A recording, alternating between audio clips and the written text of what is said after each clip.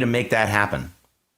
Yeah, I think he's going to be very clear that this is about Columbus Day. I think this is something, and I wrote about this years ago, way back in 2017, how there's a vast national effort to basically do away with Columbus Day, replace it with Indigenous Peoples Day. They couldn't have both. They had to replace Columbus Day. You had the Biden administration that was, in its announcements for Columbus Day, was basically trashing Columbus, saying that, talking about the dark legacy in America of colonialism and imperialism. And I think this is really a terrible pivot away from the spirit of Columbus that I think has been a part of America since the beginning. Columbus represents a bold explorer, pushing the boundaries. I mean, we talk about, Elon Musk and going to space, all these things. I mean, this is the legacy of Christopher Columbus. I think that's so much a part of what America is. And if Trump really is trying to bring back the good things about America's past, bringing back a respect of Columbus and a celebration of him that the founders had up until very, very recently, a man who used to represent immigrants and all kinds of things that we thought were once positive in America. I think it's important to start respecting Columbus Day again. So I hope this year is going to be the biggest Columbus Day in a long time. I certainly look forward to that. I'm glad Trump has brought this up. There are a lot of empty pedestals where Columbus statues once were that I hope are going to be brought back. They're going to bring back the statues for this Columbus Day. Make it a big celebration. Yeah, and remember, it's also a very important holiday, or used to be, at least for Italian Americans. Jared Stetman, thank you so much for joining us. We'll speak to you again soon. Thanks again. Thank you very much. All right, coming up, have you noticed the new additions to the White House lawn? More on what this display is all about in a few moments. It's important. And believe it or not, this is the face of a man running for president. And even more surprising is his message right now. American Sunrise Early Edition. We'll be right back.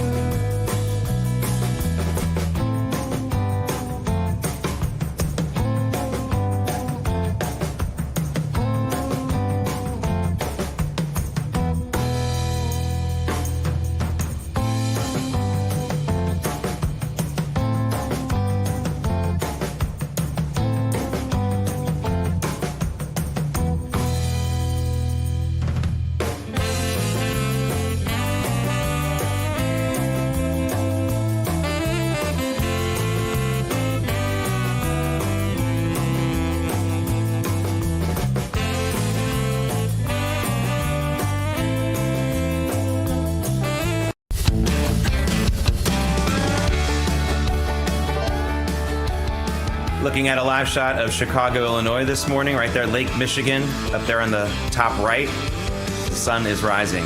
Welcome back to American Sunrise Early Edition. I'm Jake Novak. Special welcome to those of you on Getter and Rumble watching and commenting, seeing some comments about the Amazon story, which I think is a big deal. Destroying retail America, both big and small businesses, for Chinese products.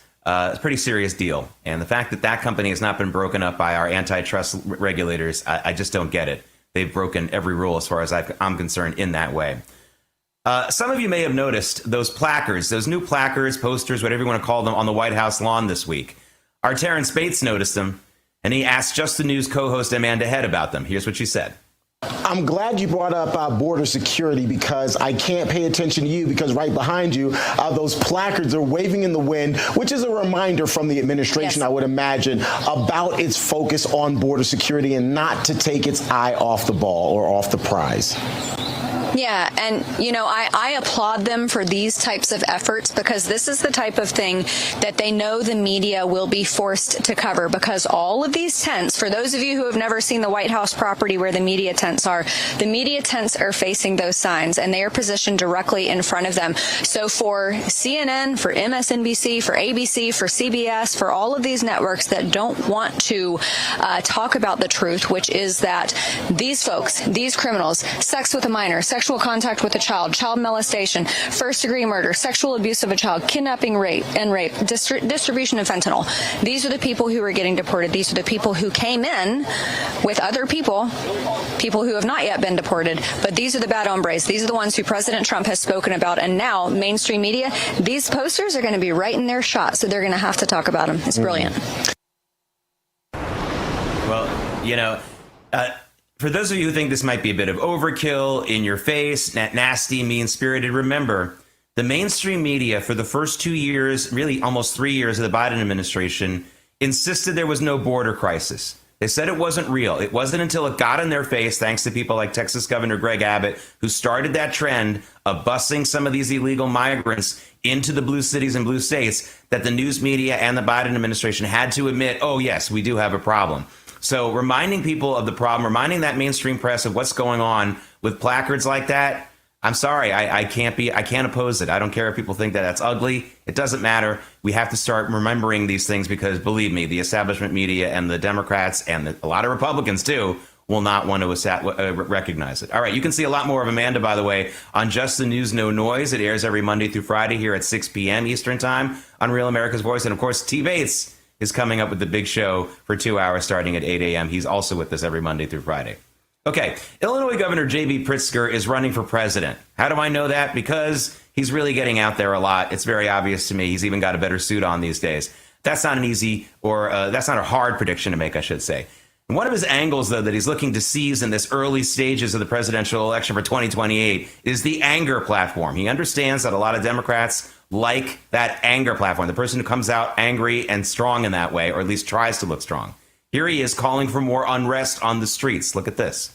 The dangers that my family experienced in Ukraine, the dangers that we saw in Nazi Germany, especially in the earliest days of Nazi Germany, are the dangers that we need to react to now. If we don't, things will get much, much worse. And so we've got to raise alarm bells to everybody. It's a 5-alarm fire, everyone. It's time to step out of your comfort zone and step out into the streets and speak up and make your voices heard, because that's the only thing that we have. That's the power that we have, and we can stop them in their tracks, because you know what? Republicans in Congress don't want to lose re-election. Okay, I'm sure that Pritzker would say, if he were questioned about this by a real journalist, that he means civil unrest. He doesn't mean riots. He doesn't mean people fighting each other. But I think he's kind of alluding to it. I do. I'm sorry. There's an angry base he's looking to appeal to, and that's not really deniable. He's going to be one of the major Democrats running for president, looking for 2028. Don't know if he'll get that far. He might get knocked out even before that, but let's see. Okay, I really did want to make a big thing about what's going on with Bill Belichick as far as going to college. I thought that was the big story, because I think that's really interesting when big NFL coaches do that. I didn't want to make a big thing about him dating a 24-year-old. To me, that was not really a story. But now I've been given a huge break by 24-year-old Jordan Hudson's behavior, because what she's doing right now would not be acceptable even if she were 64 or 74. She's inserting herself into a lot of his news conferences. She's storming out of them. She sounds like she's acting like his minder, as if she's really in charge of him. This now is becoming a bigger scandal than just the age difference. Bill Belichick's, by the way, 73 years old. Never really hated him as a coach, even though I'm a Jets fan. Just had to admit he had a better team.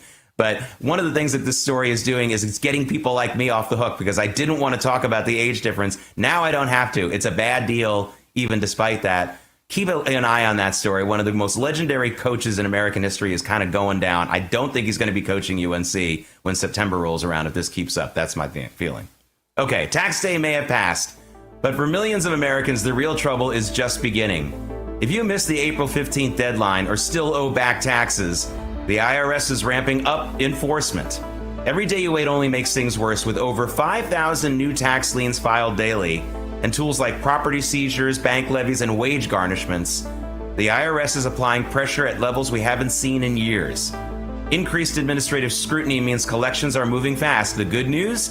There's still time for Tax Network USA to help. Self-employed or a business owner? Even if your books are a mess, they've got it covered.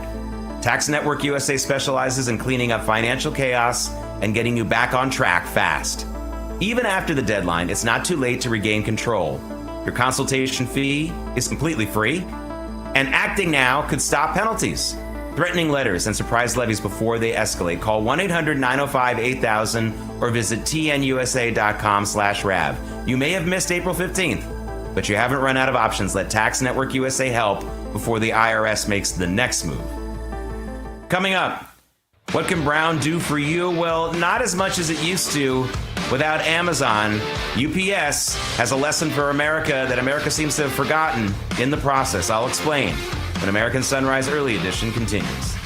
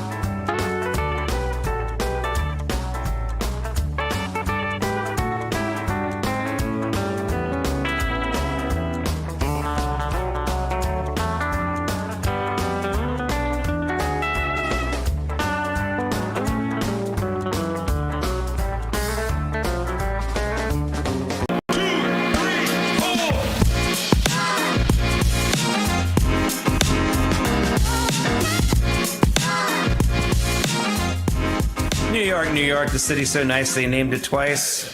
Looks great from this level, doesn't it? When you get down to the ground level, not as nice sometimes, although that part of town is pretty nice. Look at those bridges. By the way, the way to remember the order of the bridges coming in from Brooklyn to Manhattan is the acronym BMW. First is the Brooklyn, then the Manhattan, then the Williamsburg Bridge, BMW. All right, let's take a look at where the markets will begin today. They opened today on a 6-day winning streak for the Dow and the S&P. 60% of the losses that began when the tariff tantrum began have now been recovered. So basically, again, more than half of those losses have now been recouped. Interesting to see. The Dow looks like it'll open higher, NASDAQ lower, gold back below $3,300 an ounce, still very high. And crude oil, look at that number. We got a 5 handle, 59.96 on crude oil. So fill up your cars in a couple of days. And let's look at Bitcoin. Bitcoin, again, marching a little bit closer to 100,000 every day, just basically flat today, still at that $95,000 level. Okay, UPS is cutting 20% of its workforce. They made that announcement. The biggest reason why is UPS is not doing that many Amazon deliveries anymore. If you take a look on your streets of America today, you see a lot of that on the left. You see a lot of those Amazon vans making deliveries that UPS used to make. Got a lot of Amazon news today, and I'm not trying to make a lot of Amazon news today. It's just they dominate so much of our lives. This is the lesson that America has forgotten. You know, we lived in America in the 50s and the 60s where companies that had anything that even resembled a monopoly were either broken up or were forced to separate their businesses. Like, think about Coca-Cola. They had to separate their bottling company from the actual soda making company. And the television networks couldn't for a long time produce their own content, believe it or not. Movie companies could not own also the movie theaters. Meanwhile, you've got UPS, you have Amazon that owns every aspect of so many different businesses. So that's what you've got going on in that part of the world. I just don't get it. I'm not trying to defend UPS here necessarily, but Amazon is a monopoly. It's simple as that. I don't know if that's such a controversial statement. All right. Now an item from the That's News to Me file. This is really interesting. Getting back to Coca-Cola. Coca-Cola reported better than expected profits for the first 3 months of this year and also revenues and sales. That's the good news. And then they came out with a statement that, again, was news to me. They said that Coca-Cola is doing well despite the fact that there is apparently an attempt at a Latino boycott of Coca-Cola products. This I didn't know. Apparently, on social media, on a lot of Spanish language social media posters, posted a while ago a video that turned out to be fake of Coca-Cola executives or bosses calling ICE on some workers at a Coca-Cola factory. Again, this is a fake video. It didn't happen. And apparently they tried to start a Latino community boycott that apparently has some traction against Coca-Cola. Again, I had no idea about this. Again, it may have been because it was only in Spanish language that this rumor was going around. Again, not true. But this just goes to show social media's power. Coca-Cola still eked out those gains for the quarter, but that's kind of scary when people can do stuff like this. I don't know if anyone can get sued over it. I'm sure the lawyers are looking at it. Okay, JetBlue is about to announce a big partnership or a merger deal with another airline. Now, this comes after a partnership deal, not a merger, but a partnership deal with American Airlines fell apart a few days ago. In fact, American Airlines is so angry about that deal falling apart, they're going to sue JetBlue for not going through with it. And don't forget, the Biden administration stopped JetBlue from merging with Spirit Airlines a while back. So JetBlue is just constantly in the news when it comes to either merging or not merging with someone, but they're now promising some kind of big partnership deal with another airline. I'd love to see that. A lot of folks watching this program are regular JetBlue travelers and customers, so I'm sure they'll be interested too. Hopefully it'll mean more options for them and lower prices, but you never know. So keep your eyes open on JetBlue. All right, ladies and gentlemen, let's start our engines.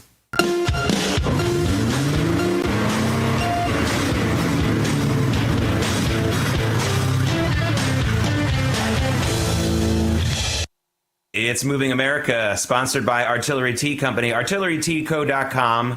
Use promo code America's Tea for 25% off your first order. Artillery Tea is all natural, whole leaf. The tea bags are chemical free, and each tea bag can be used twice. Artillery Tea Company is family and veteran owned and operated, and a portion of your purchase goes to help veteran and first responder charities. ArtilleryTeaCo.com, promo code America's Tea for 25% off your first order. One of the things that spurred yesterday's stock market rally, by the way, was President Trump's signing of an executive order exempting some auto parts now from the tariffs and providing rebates for cars that are assembled here in the U.S., even if they have some foreign parts in them. So you can get a rebate from the tariff. That is a big relief because a lot of people pointed out, even a lot of American companies that build their cars here or foreign companies that build their cars here still rely on a lot of foreign-made parts, and they would still be having a lot of extra costs because of the tariffs. So President Trump trying to really keep the auto industry from feeling significant pain over this. And the stock market liked that. By the way, the Dow was up 300 points yesterday. Like I said just a few moments ago, the Dow and the S&P 500, the really very important indexes are on a 6-day winning streak as we begin trading in about an hour and a half or so, or maybe 2 hours from now. Okay, maybe reality is hitting the electric vehicle world again. GM says it's still repurposing its Orion plant, but not as much for EV assembly as previously planned. That repurposed plant was supposed to be for electric vehicles only. And now that seems very unlikely. And this is not because of anything the president is saying. It's not because of anything any politician is doing. It's because of you, the customer. Like I said many times in this program, about 10% of the American public is all in on EVs, would love to have them, and that's a significant portion of the market. Good job for those who have marketed and gotten people to want that. But anytime you get over that number, you're really pushing it, and GM knows it, and they're pushing, and they're cutting back on it. That's listening to the market, and that's good business. Speaking of GM, the company is announcing a big recall. This is bad news this morning. I'm sorry to give it to you, but this is a big one. 600,000 SUVs in this recall. Usually recalls are in the 100,000 number, so this is 600,000 SUVs in this one alone. It's because of engine issues that could lead to a loss of power and boost the risk of a crash. So I want to tell you in general, call your dealer, but I want to tell you in general the models that are affected. 2021 through 2024 model year Cadillac Escalades, Chevrolet Silverado 1500 trucks, Suburban and Tahoes, GMC Sierra 1500s, Yukon and Yukon XL vehicles with V8 gas engines. Again, call your dealer or look online. Don't just listen to me about those models because there are some specific ones there that are not going to be recalled, but it's important for you to check that out. Okay, President Trump signed an executive order demanding truck drivers operating on America's highways be able to speak English. What a concept. Trump has already moved to formally recognize English as the official language of the United States, and the new order compels the nation's truckers to demonstrate their proficiency before hitting the roads. In case you think this is just spite, in case you think this is just flag waving, I urge you to pay attention to where I live on Long Island, where we have something called parkways that have very low bridges. Trucks are not allowed on the parkways. People who either don't read or can't read the signs about that are constantly crashing into those bridges, causing incredible damage, incredible traffic jams, and sometimes even death. That's just one example of how dangerous it is to have truckers on our roads who can't read English and don't speak English. It's very important. This is about safety. This isn't about racism or xenophobia. Again, I think anyone who says that deserves to be caught in a traffic jam on the Long Island parkways. Happens all the time when some trucker who didn't read the sign or couldn't understand the sign crashes into a bridge. Sadly, this is like a weekly occurrence here on Long Island, and I think there's similar problems in other parts of the country. Okay, in July, there is a global summit of BRICS nations in Rio de Janeiro. That's where it's going to be. The bloc of emerging superpowers, including China, Russia, India, and Iran, are meeting with the goal of displacing the US dollar as the global currency. They're calling this the Rio Reset. As BRICS nations push forward with their plans, global demand for US dollars will decrease, bringing down the value of dollars in your savings. While this transition won't happen overnight, the Rio Reset in July marks a pivotal moment when BRICS objectives move decisively from theoretical possibility toward inevitable reality. Learn if diversifying your savings into gold is right for you. Birch Gold Group can help you move your hard-earned savings into a tax-sheltered IRA in precious metals. Claim your free info kit on gold by texting America to 989898. With an A+ rating with the Better Business Bureau and tens of thousands of happy customers, let Birch Gold arm you with a free, no-obligation info kit on owning gold before July and the Rio Reset. Text America to 989898 today. Coming up, what does it take to get everyone driving on a busy highway on a workday to stop everything and just stand in silence?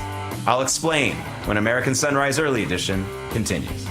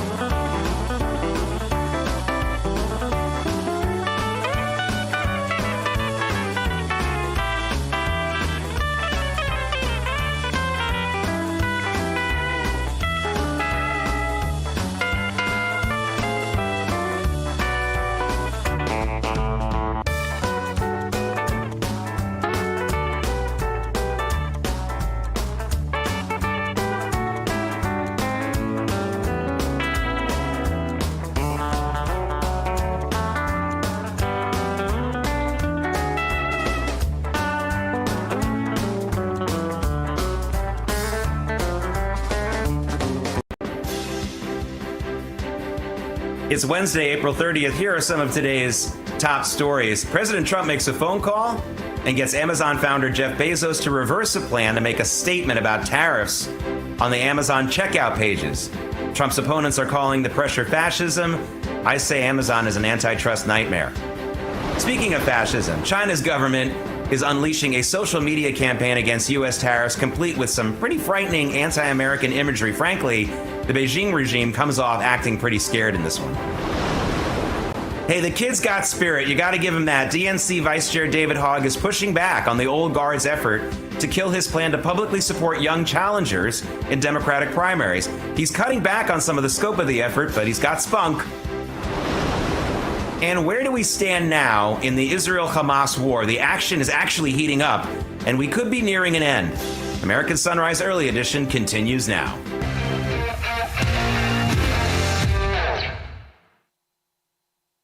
Welcome back to this Wednesday, the last day of April, here on American Sunrise Early Edition. I'm Jake Novak, and again, a special welcome to our non-passive participatory viewers on Getter and Rumble who comment now, because that's what you can do when you watch the news. You are no longer a passive dummy just sitting there on the couch. Everyone can participate, and I'm actually reading what you have to say. What a concept. Joining me now is author and Middle East expert Rabbi Yotav Eliach. He is also the author of what I would call the definitive book. If you're looking for all the facts in your conversations, cocktail party debates, online debates, this is the book you need. Read one chapter a week if you have to. It's called Judaism, Zionism, and the Land of Israel. It really goes back to the sources. It really has a lot of documentation, and it will make you stop being annoyed by folks who say silly things that aren't true. Yotav, let's start with something, however, as we talk about the situation in wars and terrorism. I actually want to start on a positive note with you this morning. Let's talk about something that exhibits life. The state of Israel, as it does every year just before Independence Day, came out with its population numbers, and the population of the state of Israel has now topped 10 million for the first time. I know it's very hard to separate the religious stuff and the political stuff when we talk about Israel, but just from a human standpoint, a human survival, a human success standpoint, this has got to be the most incredible story of the 20th and now 21st century when you think about it. Yeah, there are a few things behind that statistic. First of all, since 1948, the population has gone up 1,200%. The population was 760,000 at the time. The interesting thing is also that the percentages of the population in terms of Jewish citizens and non-Jewish citizens has remained the same. It's about 75 to 77% Jewish citizens and about 23 to 25% non-Jewish citizens. The majority of them are Muslim Arabs, but there are other groups as well. There are Druze, Cherkessim, other foreigners. There are also some undocumented aliens in Israel as well. But the population, it's a remarkable advance. And there's one other part to the story. When Israel was founded, it was a third world country.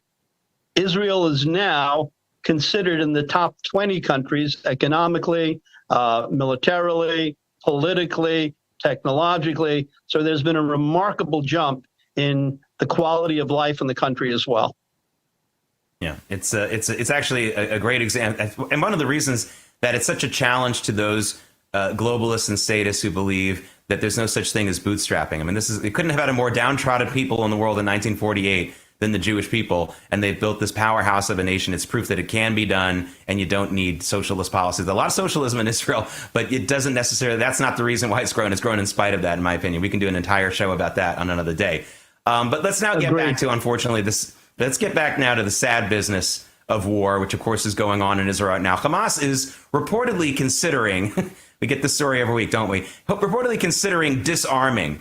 But, again, I don't really trust, and I know you don't either, what Hamas says officially or unofficially. What I think is more important right now is we have seen Israeli military action in Gaza ramping up lately, and maybe that's the reason why they're sounding like they're going to surrender a little bit. Maybe this time they actually mean it because they're afraid, and maybe that's what's going on. I think at the end of the day, the world is a rather primitive place, and the Middle East is the primitive of the most primitive. The only reason Hamas ever talks or makes any deals or is interested in any sort of end of the fighting is when they realize that their end is coming closer and closer. What's been going on the last few weeks is a is a ramping up of Israeli military pressure against Hamas, the likes of which we have not seen even in the first few weeks of the war. Slowly but surely, Israel is ramping it up and creating a reality that Hamas is going to, in my opinion, now that I don't have, sources to back me up, but I know enough people in the government and the military, and I will tell you, the sense is the deal at the end will be you will hand over hostages to Israel, and you will get water, and you will get pita bread, and you will get air to breathe, and perhaps another day to live. There will be no discussions anymore, in my opinion, handing over terrorists out of jail who end up returning to being terrorists and murdering. Those days are over. This is now, the talk is no longer about operations. It's about conquest. It's about victory. That's something that Bibi Netanyahu and the government and the coalition have been talking about. And I think that's the direction the military is going in now. It's about defeat. It's about ending this with Hamas, or more accurately, ending Hamas. One last statement. Hamas would never, ever return all the hostages, because no matter what deal they come up with, they're going to have to hold hostages from their mentality, from their perspective, as their insurance policy. So even if they request, well, we want the war to end and you can't touch us for 5 years, the only way from their perspective they would do that is if they're holding on to 5 or 10 hostages. There's no way they're handing over everybody, because they know that it's over for them at that point. But I don't think there is any real deal that's going to be made, other than just like the deal that was made with the Nazis at the end of World War II, unconditional surrender with the Japanese, and that will be the terms at the end of this war. Yeah, I appreciate the clarity there. Again, people who say, well, we just want the hostages back. It's important to understand you're not going to get the hostages back unless Hamas is defeated. So the actual goal is not to get the hostages back. It's to defeat Hamas, period, and to destroy them. I got two quick topics. I want to get to both of them. So quick answers on these last two, if we can. Let's talk about this port explosion in Bandar Abbas in Iran. I've been talking about it for a few days now. It really feels like this could be a game changer, because it really was a massive explosion. Reportedly Chinese missile fuel to fuel ICBMs, not just the usual mid-range stuff. That was the accelerant here. That was what blew up the fuel. Could this potentially change the game in the Middle East as far as Iran's leverage? I don't think that one event will change the leverage, but it's making it clear. It's one more straw on the camel's back, so to speak. Iran is slowly but surely imploding. There is a great deal of anger within Iran against the regime, from its own population, for religious, economic, political, and ethnic reasons. All their allies are slowly but surely being mauled. Hezbollah by Israel, the Houthis by the United States since Trump has become president, Hamas also nearing its end. Syria, which was controlled completely by Iran, has been more or less kicked out of Iran. Lebanon has a president that hates Hezbollah and, by definition, Iran. This is another huge blow to the Iranians. I would add one more thing, Jake. I know we're pressed for time. The more the Iranian leadership threatens all sorts of horrific events to Israel or to the West, the United States, the more desperate they are. Yeah, let's. I want to check, especially our viewers right here who are veterans or family members of veterans. I want you to check out this video and this sound here just for a second. Check it out.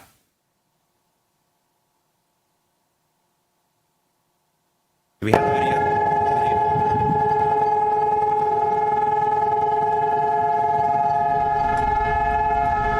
So what you're looking at here is what happens something every year in Israel. A siren goes off, and what is known in Hebrew, Yom HaZikaron, Memorial Day in Israel, where the victims of Israel's wars, the soldiers who fell in battle, also terrorism, the civilians in some cases, in many cases, sadly, they sound a siren, everything stops, traffic stops, even on the busiest highways. Yotav, I have felt for a long time that this is something we should do here in the United States on Memorial Day as well. It shouldn't just be about barbecues and sales at the mall. I just don't think that there's enough connection between the veterans who have fallen in war here in the United States and the day-to-day life of this country. Israel does this. And tell us a little bit about what this is like. I know you've experienced it personally. I think you're right about the United States. I think the big difference is, and I don't want to anger the audience, but the big difference is having a drafted army as opposed to a professional army. When you have a drafted army or a citizens army, then everybody has skin in the game. Everybody understands that the defense of the country is something that has to do with their family, with their block, with their neighborhood. As opposed to the United States, they're very specific demographic and geographic parts of the population that do the heavy lifting for the United States military. And therefore, most of the country is disconnected. So I believe a draft makes a difference. Number two, I hate to say it, but there's been several decades in the United States of almost like an anti-military culture, and to a great extent portraying military soldiers not as the warriors they see themselves, but as victims. In Israel, everybody has a son, brother, daughter, cousin, father, uncle, even, sometimes a grandfather who's serving in the military. And unfortunately, Israel hasn't had a real day of quiet since 1948. Now, this year and last year, obviously, it's even more meaningful since the country is in the middle of a war of existence on fighting on 7 fronts. So it's an exceptionally important day. And I think there's one other factor that I think it's an emotional roller coaster. It's whiplash. In Israel, Memorial Day is the day before Veterans Day, because is before Independence Day. So everybody can make the connection. It's very clear that the price that is paid for independence is Memorial Day. That's something, obviously, the United States has, July 4th because the independence was declared that day, and May 30th was picked for another time. But the truth is, as emotionally wrenching as it is, when those 2 days are back to back, one can really make the connection. The price paid leads to independence. The tree of liberty, whether in the United States or Israel, is fertilized from the blood of patriots. It's sad but true, but also important to acknowledge. Rabbi Yotav Eliah, thank you so much for joining us. Remember, pick up his book, Judaism, Zionism, and the Land of Israel. It has all the facts, and you should check it out. Thank you so much for joining us. David Brody is going to join us in just a moment. We'll be right back.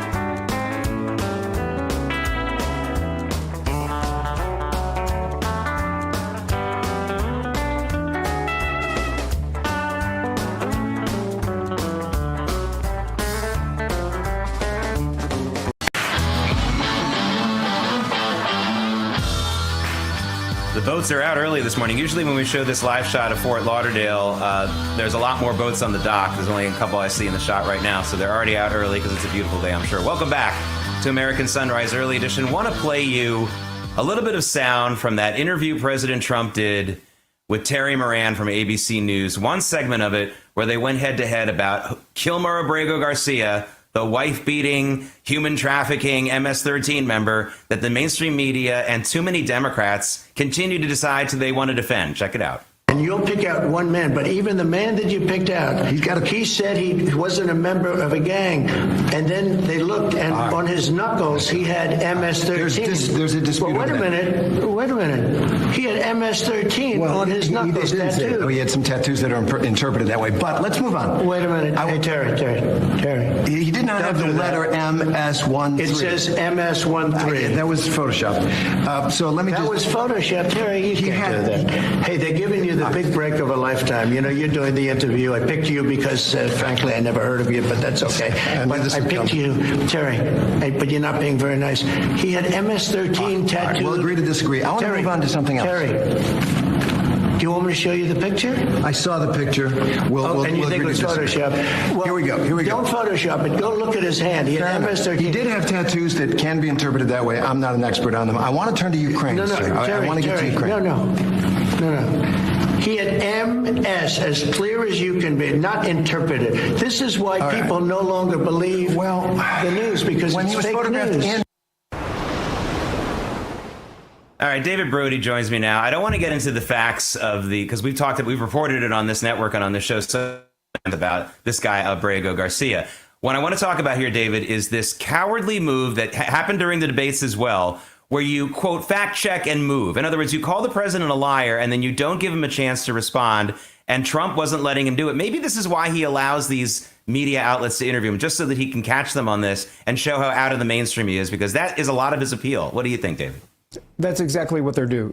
Jake, it's such a great point. You're such an astute observer of not just politics and news, but the media industry. That is exactly what they do. They do it in the White House briefing room as well, right? I mean, remember, it's not just a camera that's trained on Caroline Leavitt. It's a camera that's trained on the reporter, and that's going to be your soundbite because they want to basically set up the premise, set up the point, and make that point, and then, of course, not play the full entirety of the clip of Caroline Leavitt. They do the same thing all the time, for sure. I mean, Terry Moran wanted to quickly say something and move on to something else, so he made his point. It's disgraceful. Yeah, and by the way, it's one of the great things about this channel. We allow people to comment on Getter and Rumble. I don't call someone a liar without giving them a chance to respond. You've got 2 more hours coming up of American Sunrise, the big show. I'll be with you tomorrow. American Sunrise is a great way to start your morning. Join us Monday through Friday from 8 to 10 a.m. Eastern Time. We've got the news of the day and some compelling interviews that you don't want to miss. Here's what you missed from yesterday. 99 problems, but being president ain't one. That's definitely the moniker, if you will, for President Trump today. It is his 99th day in office, but he's going to celebrate like it's 100 today. He'll be rallying in Michigan. This is a different President Trump. You know, he's having fun this time. There's no doubt about that. You can see it just in the way he moves and the way he responds and really his confidence level. He will recap some of the biggest accomplishments that this president really put out on the campaign trail, closing the border, kind of making sure we bring manufacturing back to the U.S., hence the tariff plan. Today will be a big recap of that in Michigan, a very key state that you and I both know he had to win in order to sit in the House behind me. I mean, what we've seen has been great. It's been a great start. But the biggest battle we face right now is the battle of communication, the battle counteracting the mainstream media and their lies against President Trump and their lies against what this administration is doing and their lies against what the illegal aliens that are being removed from this country, rightfully so. All of that, and I wouldn't even say that's a surprise, but that's the biggest takeaway from me is this battle we are in. We are in a civil war right now as we speak. I love the fact that he is rebuilding our coal, our oil and gas. I mean, how long do you want me to go on? I could go on for 15 minutes talking about the things that he's done that are really positive. And if he can get these trade deals done, I think you're going to see that stock market really take off. If I was a betting man, I would say there's a good chance that Donald Trump today, during this conversation, at about 6:15, will say, we've worked out a deal. And I'm not really taking much of a walk on the limb here. Howard Lutnick says we have a deal on tariffs for auto manufacturing. So I think we're going to hear that today in Michigan. Success of Doge. His tariffs are bringing jobs back to America as well. He has secured America's borders and deported violent and deadly criminals. This is like a lullaby. I mean, this is like the most comforting words you can think of. These are things we could only have dreamed of, really, even a year ago. And all of his executive orders, of course, are fantastic as well. David, what do you think the next 100 days holds, though? Because that might be the real kicker there. I'm just trying to get through the next 24 hours, Gina, quite frankly. No, I think President Trump has really laid the groundwork for what the next 3.5 years is going to look like. And so now it's time to just continue the work that's being done, Emily. Implementing all of these policies that are making America great again, and we are just getting started, you guys.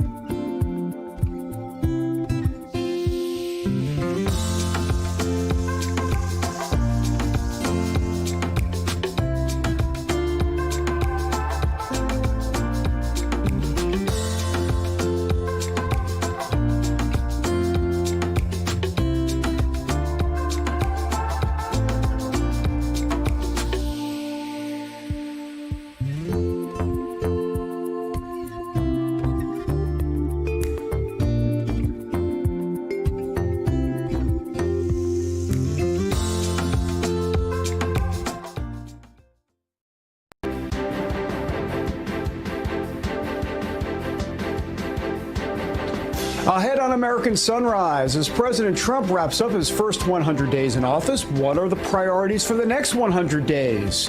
We'll take a look, and I'll take an Excedrin. Plus, the House is working out the details of the one big beautiful bill, a.k.a. the budget reconciliation deal. So what are the specifics, and when will the final package be sent to President Trump's desk? The latest details straight ahead. And Europe now could be holding nuclear talks with Iran as well. Will the EU and the U.S. come to a deal with the Islamic Republic on its nuclear program? Well, those stories and more as American Sunrise starts on a hump day right now. Good morning, America. Welcome to American Sunrise. Whether it's culture, we have breaking news to share with you. Politics. President Trump is joining us live now from Florida. We've got you covered. This is what it looks like to be a patriot. We have to protect the American family. The American dream is still alive. I'm David Brody. I'm Terrance. And I'm Dr. Gina.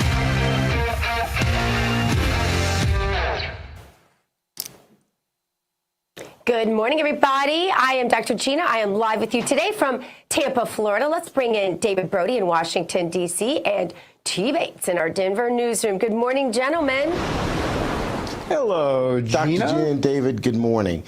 Just for the record, I'm going to probably change my name in short order. My mom calls me Terry. That's going to change. Sorry, Mom, but after Terry Moran's appearance last night with President Trump, I don't want to be mistaken with him. Folks, in case you missed it, it was an entertaining face-off between the two. Here it is, and then we'll talk on the other side. Guys, play it. Do you think the reputation of the United States has gone down under your presidency? No, I think it's gone way up, and I think we're a respected country again. We were laughed at all over the world. We had a president that couldn't walk up a flight of stairs, couldn't walk down a flight of stairs, couldn't walk across the stage without falling. We had a president that was grossly incompetent. You knew it, I knew it, and everybody knew it, but you guys didn't want to write it because you're fake news. All right. Thank you. And by the way, ABC is one of the worst. I have to be honest with you. Thank you. All right, so that just sets the stage. I'm going to tease now another soundbite that we're going to have later on where they talk about MS-13 and the gentleman from Maryland. I'm not going to call him a gentleman. The alleged illegal, well, he was illegal. There's no alleged to it. The illegal who was deported to El Salvador and who is alleged to be an MS-13 member. We'll have that later on because that's what people are really talking about. But I think that sets the stage for the contentious conversation that was had, David. Yeah, there's no doubt about it. By the way, can I just say, I don't want to use the word stupid, but why not? What a stupid question. Do you think the standing of the United States is worse now under you? What is President Trump going to say? Yeah, absolutely. Yeah, I'm a real loser. I mean, come on. What a stupid question. I mean, you know, you get the President of the United States, the honor of interviewing the President of the United States, and that's the question you ask him. It just doesn't even, it's just kind of a throwaway, stupid question. Gina, and not to mention, why is Terry Moran even interviewing President Trump? But that, don't even get me started. I think President Trump sees it as sport. Yeah, I get it. It's sport. I think he enjoys it. He wants to put him in their place. That's fine. But you know what? I'm sorry. Don't give him the honor of an interview. That's my view. Sorry. That's the way I feel. You're right. You're right, David. But I'll tell you the other thing that you mentioned is that was such an unprofessional question. That was, first of all, it was a yes or no question. And as an interviewer, David and Terrance, you both know, we don't usually ask yes or no questions.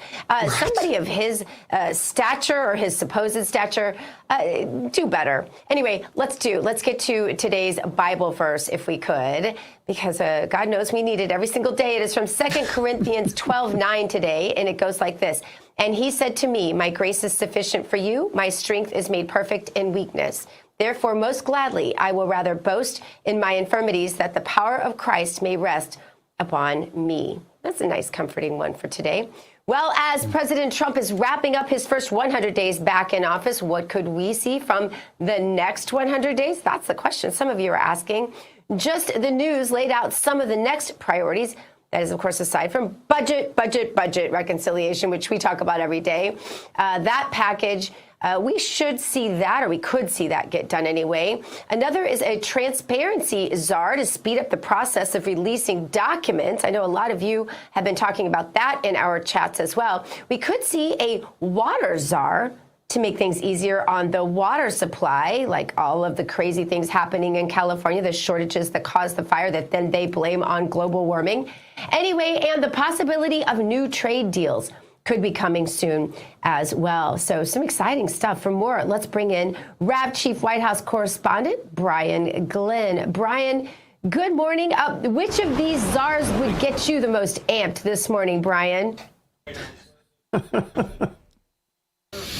There's a lot of stuff that will get me jacked up this morning, especially coming off the rally last night and watching that ABC interview. But I really like the permanent tax cuts as well. I do like that. Of course, the Trump tax codes are set to expire, so we've got to make sure we get that done. I think the water is a very interesting component of all of this. I spent some time in Southern California in the desert Southwest. I've been following some of the water wars that's been going on between the states and Mexico as well. And I think it's important that we focus on that. And I think water could be the new oil as far as the commodity that's not only a game of tug of war more, or who gets what and how much. But it's something to keep an eye on. I do like also, Solomon mentioned the blockade of health care insurance on state lines. I think to be able to cross over state lines for health insurance is very important, a key issue with all Americans. So good things ahead. I mean, I think that 100 days, if I'm not mistaken, throws us right into the end of July, I believe. So going into the summer months, and then, of course, Congress is out all of August. So whatever happens the next 100 days, we'll probably not get a big reaction in August because guess what? Congress is not in session the whole entire month. So, look, later on here, really in a couple of hours at this point, President Trump is going to meet with his cabinet. Treasury Secretary Scott Bessent says that everything is on the table and on schedule for tax provisions. Let me let him tell you himself rather than me kind of quote it for you. Here he is.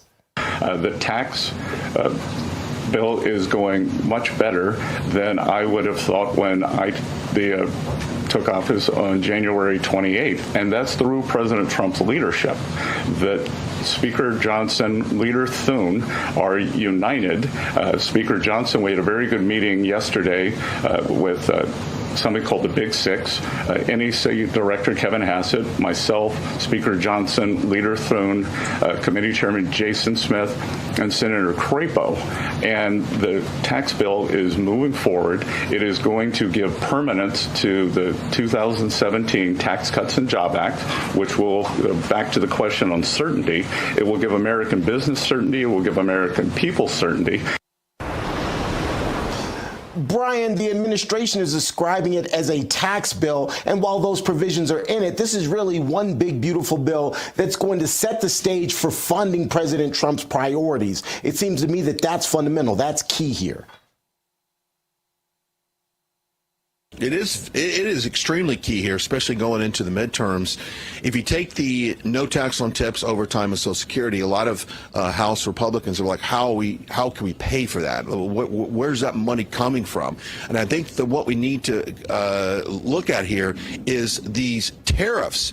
I think Trump is envisioning these tariffs as being a way to fund a lot of these tax cuts, if you will, on Social Security, overtime, and tips. So that's one thing we have to look at. But I think it's important that we get this done as soon as possible, before the end of May. I would presume that would happen. But in order to look at the midterms, because I thought about this morning, 1 year from right now, we're looking at getting into campaign season for the midterms. If we do not deliver this agenda, the President Trump agenda right now, we are done in the midterms. And if you think that the Democrats in Congress, if they regain control, are going to sit back and just wait until 28 to do anything, you're wrong. So we need to get this done for the American people. They're relying on Congress. And I got to be honest with you, I'm glad that you're going to cut this segment short, because I can get on this box right here and just absolutely go to the mat with some of these Republicans as far as what the agenda and what we need to do for the American people, because we're not doing it right now. The man behind me, let me break down some numbers real quickly. Nancy Pelosi, under her control, passed 11 laws. Biden signed 11 orders into legislation under her term. So far, Mike Johnson, we got 5.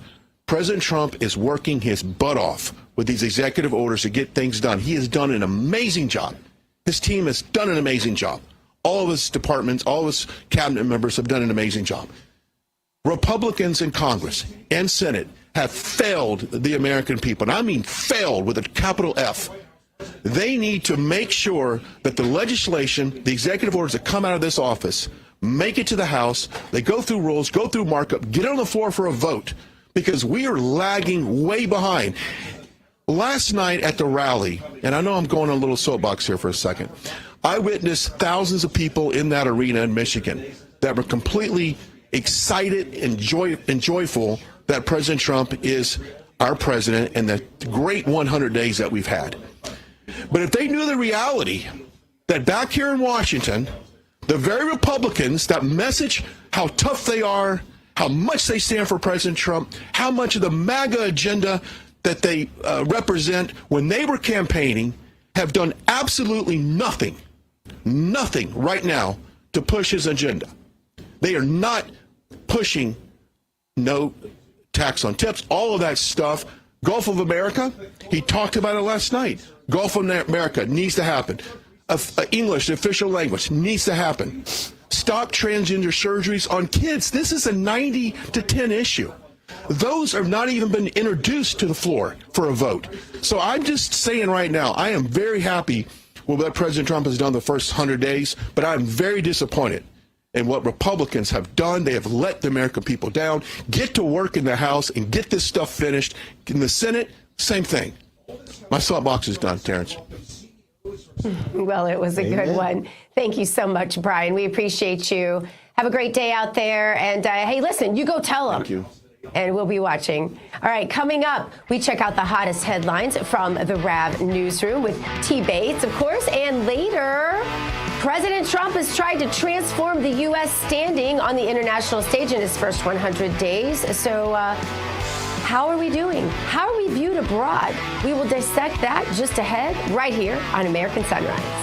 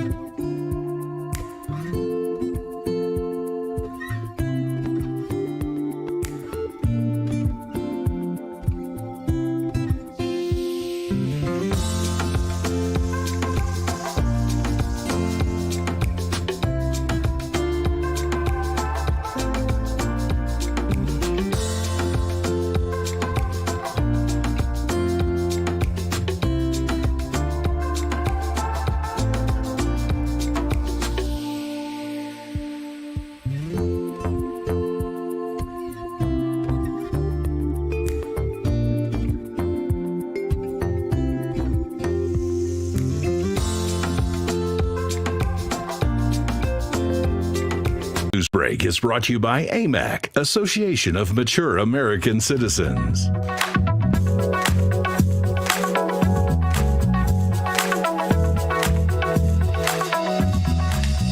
Kansas City on a Wednesday. Give me some barbecue.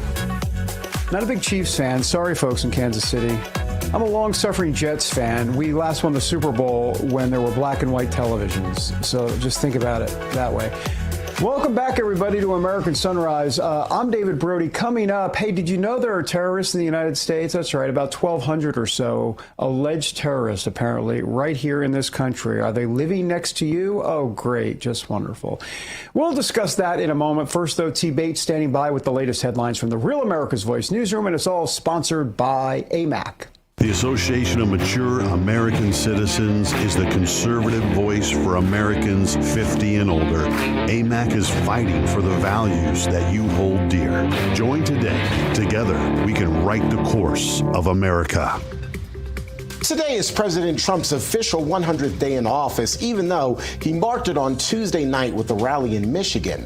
While the commander-in-chief will continue highlighting his accomplishments so far during a cabinet meeting later this morning, he's also looking forward to continuing the current momentum over the next 100 days. In the coming weeks and months, we will pass the largest tax cuts in American history, and that will include no tax on tips, no tax on Social Security, no tax on overtime. It's called the One Big Beautiful Bill, and it will be the biggest bill ever passed in our country's history. It's a clear message to Congress as House Speaker Mike Johnson is out with the timeline to get the budget reconciliation process done in the House. After that, the ball will be in the court of the U.S. Senate. We're going to get it done by Memorial Day. Send it over there. They take a few weeks to work through that. We merge this together. We get it to the president's desk quickly for signature. The Secretary Bessent said yesterday, a big celebration by July 4th. I hope it happens much sooner than that. Meantime, the Trump administration is pulling back on some of its tariffs on the auto industry. In an executive order signed on Tuesday, the president walked back some of the duties on foreign auto parts and domestically manufactured cars. The move comes just days before a 25% import tax on car parts was set to take effect. Under the president's plan, car makers now have 2 years to boost the percentage of domestically made components in vehicles that are manufactured right here in the U.S. That would help automakers offset potential future tariffs on foreign-made auto parts. President Trump's tariff reprieve comes after a group of American auto industry groups urged him last week not to impose 25% tariffs on imported auto parts, saying that such a policy would cut sales on American-made vehicles and raise prices. Amazon appears to be backing away from the idea of posting import charges customers are paying for various products. While the company says it considered the idea, quote, it was never approved and it's not going to happen. The idea alone drew rebuke from the White House on Tuesday. It's a hostile and political act by Amazon. Why didn't Amazon do this when the Biden administration hiked inflation to the highest level in 40 years? Meantime, UPS says it plans to cut about 20,000 jobs and close more than 70 facilities thanks to a reduction in the amount of Amazon shipments it handles. Amazon is UPS's biggest customer, but the shipping giant says Amazon isn't its most profitable customer. And that's why the Amazon shipping volume is being cut by more than half by the second half of next year. That's a quick check of the day's headlines. We'll have more headlines coming your way in short order, including before you sprinkle a little bit of cinnamon in your coffee or your hot chocolate, we're going to answer the question if too much may be harmful. Stick around to find that out. But next, the latest reports about Europe potentially entering into nuclear talks with Iran. We've got the details coming up. Right now, a quick look at this day in history.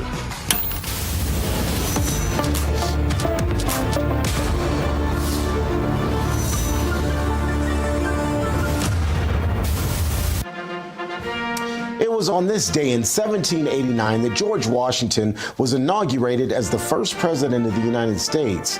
The ceremony was held in Federal Hall in New York City. President Washington addressed the crowd and the country on the, quote, proceedings of a new and free government. More American Sunrise coming your way after this break.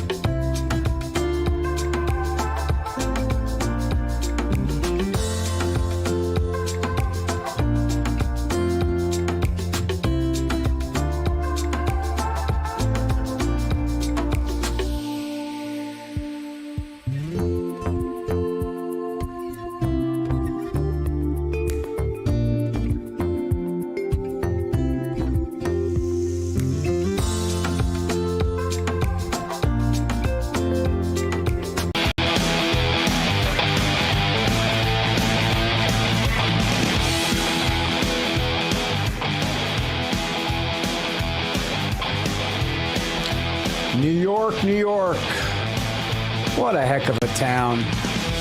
I was about to sing a Frank Sinatra song. I better not do that. We don't need any viral moments. Or do we? Welcome back, everybody, to American Sunrise. All right, Iran could be expanding its nuclear talks. Reuters now reporting that Iranian officials could be meeting with European officials this Friday. Rome has been a proposed location for these talks, I guess not at the Vatican. And then on Saturday, Iran could be holding another round of talks with American officials. Officials have said Iran and the U.S. have had productive talks. The latest round was focused on uranium enrichment. Europe reportedly considering reimposing UN sanctions against Iran if there is no deal. All right, well, for more, let's bring in retired Army Lieutenant Colonel and a co-founder of Restore Liberty, Darren Gobbs. Thanks for being here, Darren. So what's the geopolitics here in terms of Europe and the United States both talking with Iran? I mean, how does this play out? How do you see all of these moving parts here? Good morning to you. Yeah, hey, good morning, everybody. I think this is like a continuation of what we saw a little bit with Ukraine, going to European nations and trying to, I guess, woo them more towards their side and try to cut out the United States a little bit. And that seems to be a new tactic. Now, I mean, let's look at it from the perspective of what America is potentially trying to do with putting a little bit of wedge potentially between China and Russia. Potentially also between Iran and Russia. Well, they're gonna do the same thing. They're gonna go to European nations who seem to be a lot more friendly towards some of these other countries than we are right now. And maybe they'll try to, while they're there, they'll try to build a wedge between us and European nations because they're already a little on edge against us right now anyway. So that's one possibility. The other is they could walk away from there actually cementing the American and European relationship against Iran even more, depending on how they move and how they negotiate. So either one of those possibilities is out there. We should be able to account for both of them. And in the end, if we can get Iran to step away from building nuclear weapons, then it's a win regardless of how we get there. Darren, how long can the administration afford to continue talking without taking some sort of action? I understand diplomacy, but at some point in time, you've got to put your foot down and say, enough is enough. We've talked enough. Here's the plan. Here's what we need you to do. And if you don't do it, then there are going to be consequences immediately. Well, as always, time is of the essence. And of course, if Iran truly is this time near a nuclear weapon, then that is a great concern that you cannot just sit on that for very long. Now, I've been hearing for 30 years that Iran's near nuclear weapons, whether it be weeks away or months away. So you got to be very careful with the intelligence that indicates that is true. Remember Iraq War II when the weapons of mass destruction were in Iraq, but they weren't in force. So people are will expect action, should expect action if intelligence supports the fact that Iran is that close. Now, it doesn't mean America needs to lead the effort. Israel has better intelligence. They have extremely good capabilities. They've done this before. And if we need to step back and let them lead and we support in some way, I think that's a great solution as well. In the end, though, the Iranian people are the best ones to solve the Iranian problem and get rid of their own captors in their mullahs. Because, 1979 wasn't that long ago. They can do it again. The Persians are long-suffering folks, and if they get tired of it, they could remove their dictators and say, we're tired of this. You bring up such a great point. Do they really have the freedom and the election integrity to do that, in your opinion? It would not, unfortunately, be able to be done through an election. That's just never going to happen at this point. Small revolutions, big revolutions, these kinds of things always have to have a few sparks that ignite something that grows rapidly, because it takes a collective courage of people that in order for them to be able to stand up against not just the mullahs, but the fact that the Iranian military is not designed to be an invading force of foreign nations, but it's more of an internal police force for the dictators themselves to keep the people tamped down for that specific possibility. And that's the real concern, is that the Iranian people may never step forward because they got the entire Iranian military arrayed against them, not against anybody else, really. Yeah.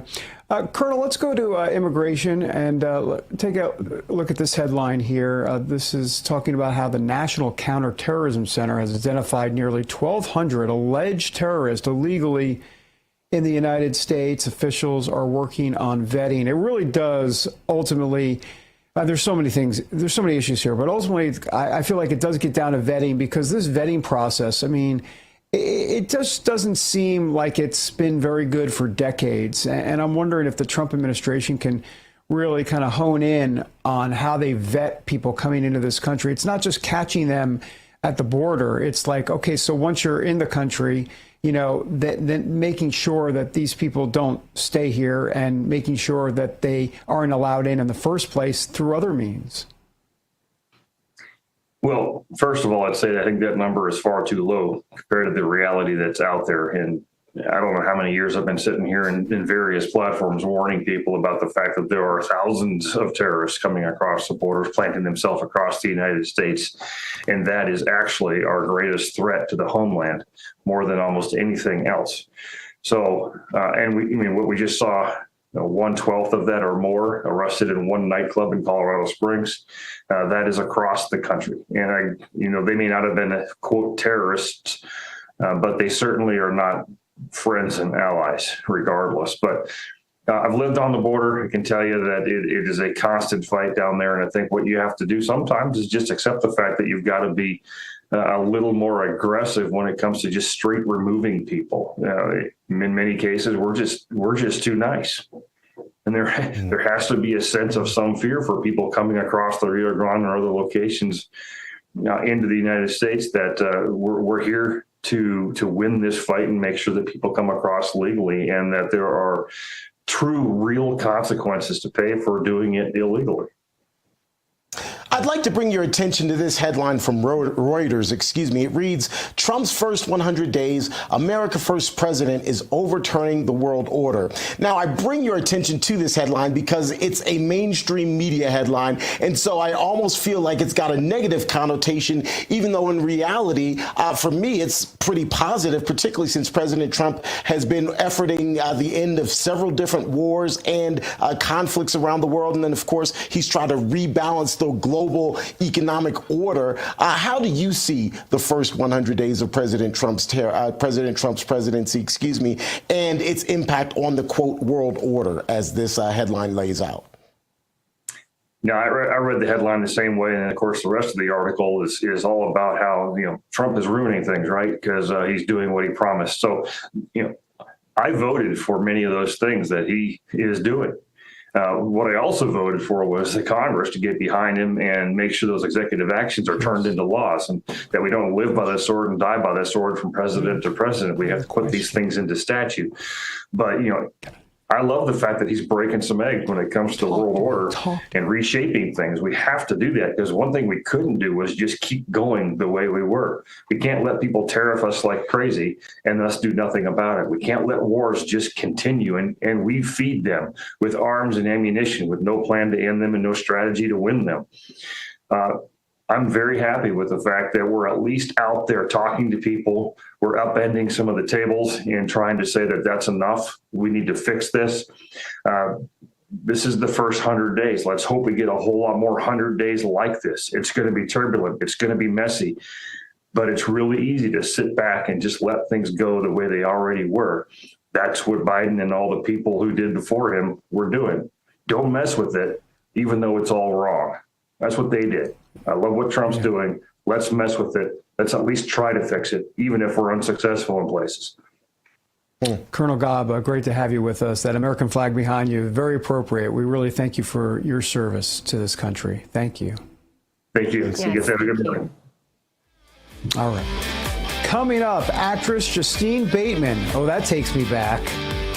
Anyhow, she said she celebrated on election night after Kamala Harris lost. Well, that's interesting. What is her message to Democrats and her Hollywood buddies? We're going to have that on American Sunrise.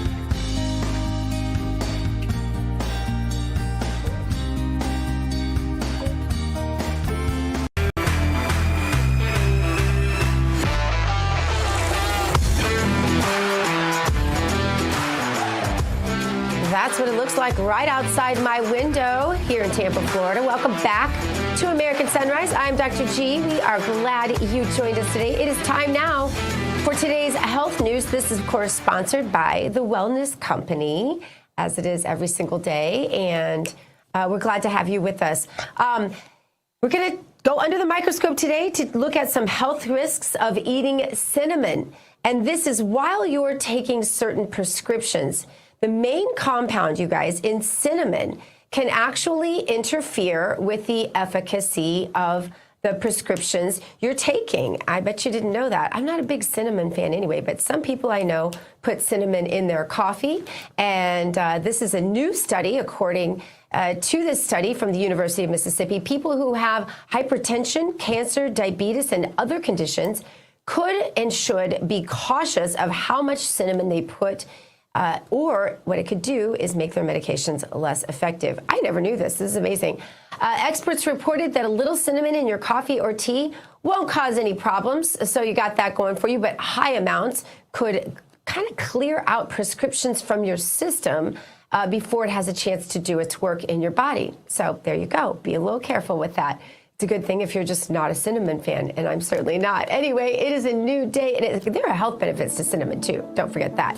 New day in America, new administration in Washington, D.C. A lot of excitement and optimism about that future, but reality, too, there's a lot of work to do, especially when it comes to fixing our broken healthcare system.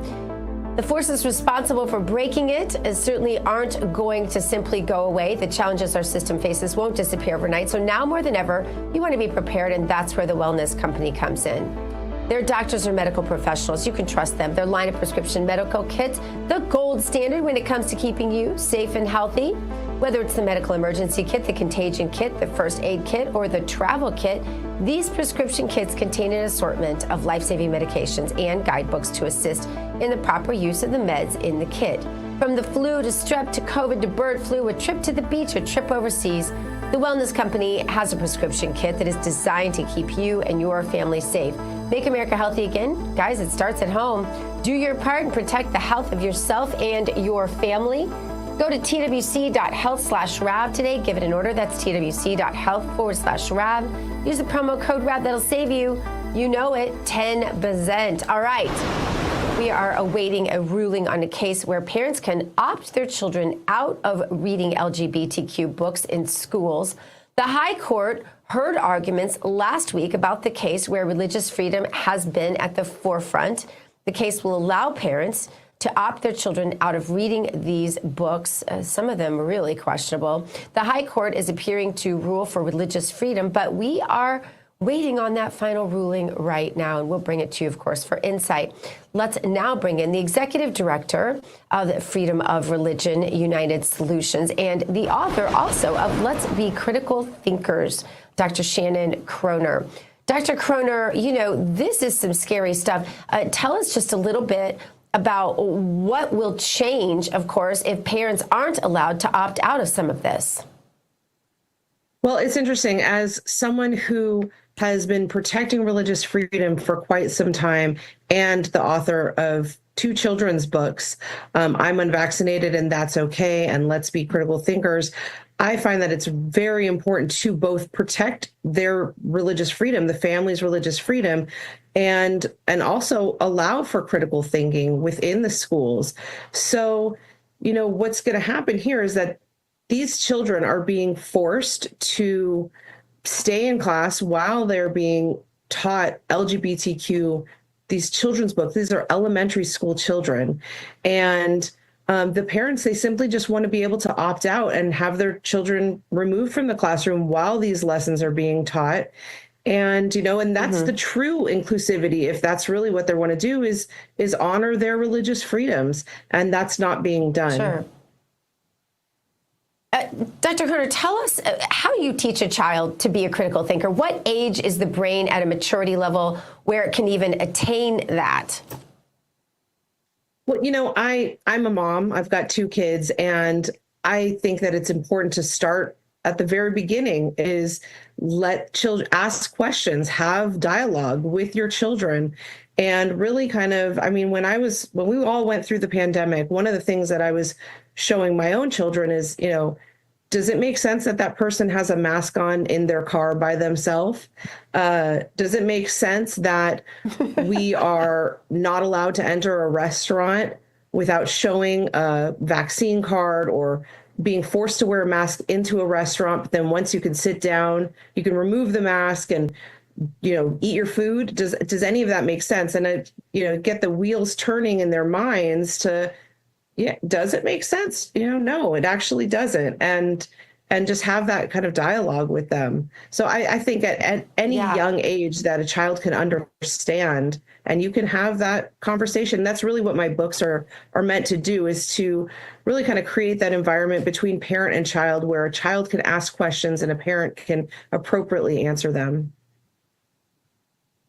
Yeah, and we're hearing more and more about the vaccinations. This is where parents have to be critical thinkers. Dr. Kroner, what do you foresee in light, of course, of RFK and the new HHS? I absolutely am thrilled that Bobby Kennedy is, leading the health of our country right now. He's been a big supporter of my previous book, I'm Unvaccinated and That's Okay.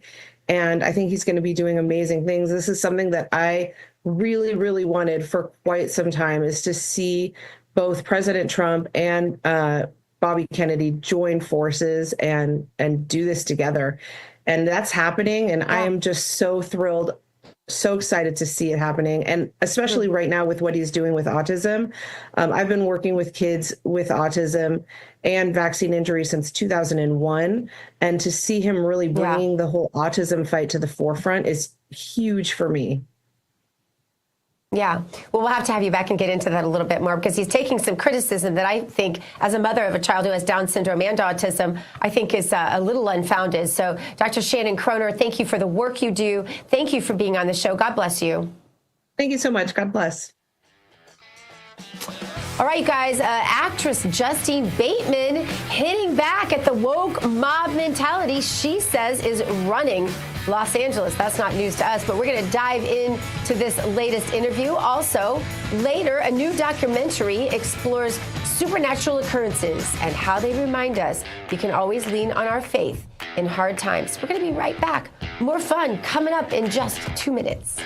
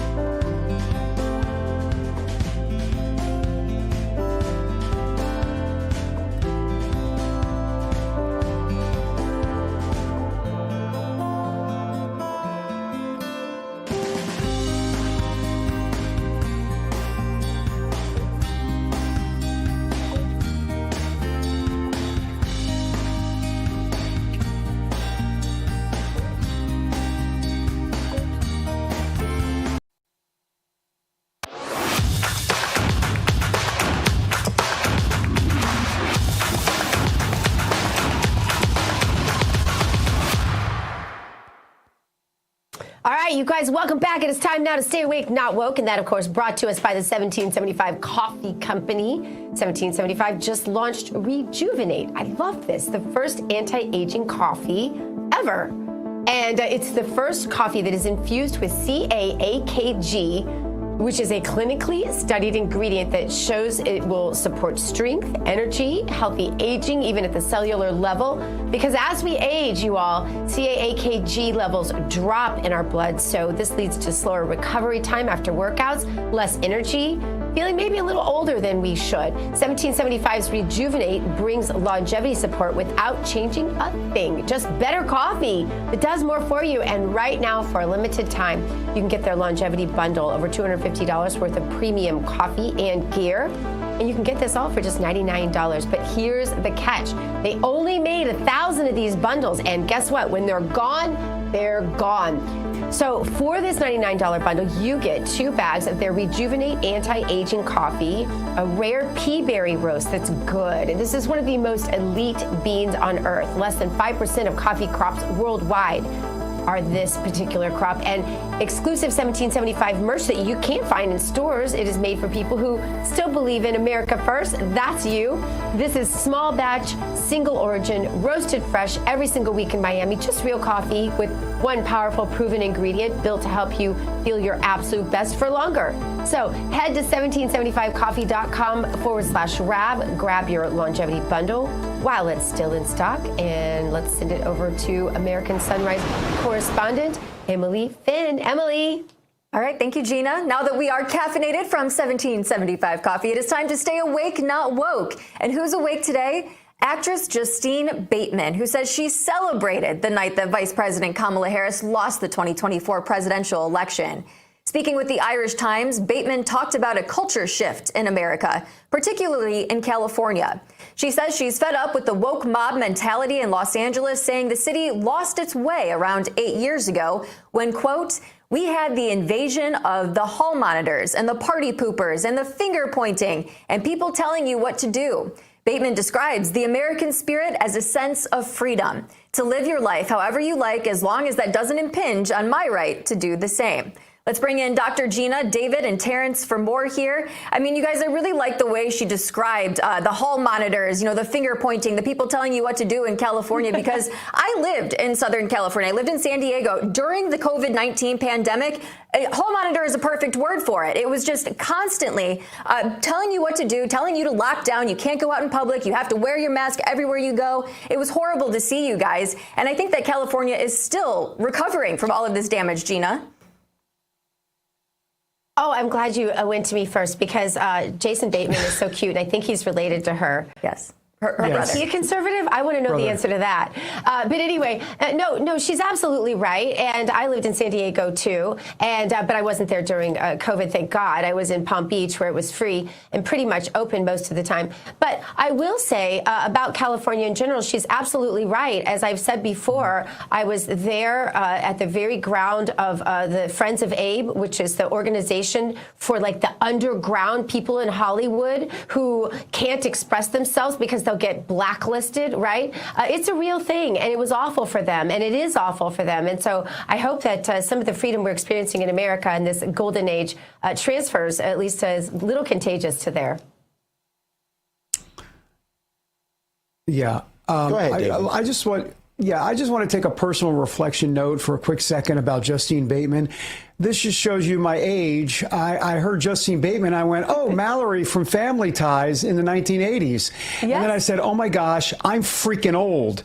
Because I'm sorry, if you line up 10 people on the street, is anybody going to freaking know? Why do I keep saying freaking? Does anybody know who Justine Bateman is? But I do. There she is, Mallory from Family Ties. I didn't have a crush, but I was about 19. So you don't have crushes at 19. But the point is like, yeah. Okay, I'm sorry. I'm digressing. I'm going down my childhood route. Okay, so what were you talking about, Emily? Oh, yeah, that's right. Woke. So, all right.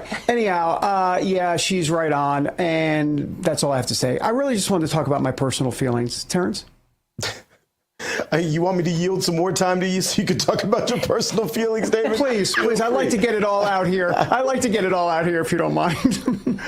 I think, we all agree Justine Bateman has a point. But I think the bigger thing here, and one of the things that we'll probably start to see, particularly as we get closer to the midterms and leading up to the midterms, is that more Democrats are going to come out and say, our party made massive mistakes that disenfranchised many Americans, and there's going to be this kind of mea culpa. And then beyond that, they're going to try to rewrite the narrative. They're going to try to reframe the narrative in hopes of getting more votes, particularly in the midterms, and then definitely as we get closer to the next presidential election. And I'm just not buying it. I don't think many Americans will buy it. I do want to say one last thing. I'm sorry, just one last thing. That I do believe that it's the old one step back to go two steps forward. I think because of what happened in COVID and because of all the hall monitor stuff and everything, there's so many more red pill moments now happening, whether it be Bill Maher or Justine Bateman and some others, and so maybe people are finally starting to see, wait, what in the world is going on here? And that's a good thing, obviously. Yeah, definitely a good thing. And hopefully nobody's going to answer my question about whether Jason Bateman is a conservative or not. I need to know.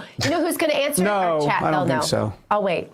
I wrote this story, you guys. I actually had to look up who Justine Bateman was, David. I had never seen Family Ties before. So I was reading a whole lot about her, and she's so dynamic and so politically in tune with what's happening, not only in America, but throughout the world right now. And she said that she doesn't talk to her brother about politics. And in the same way that she, wants California to kind of leave her alone, she's leaving her brother alone, too. Doesn't matter who he votes for. Doesn't matter, his political leanings. They can still, be civil with each other. So I really like that takeaway from her as well. Good. Yeah. All right. Great discussion, you guys. Coming up, leaning on God and finding peace in the unexplained.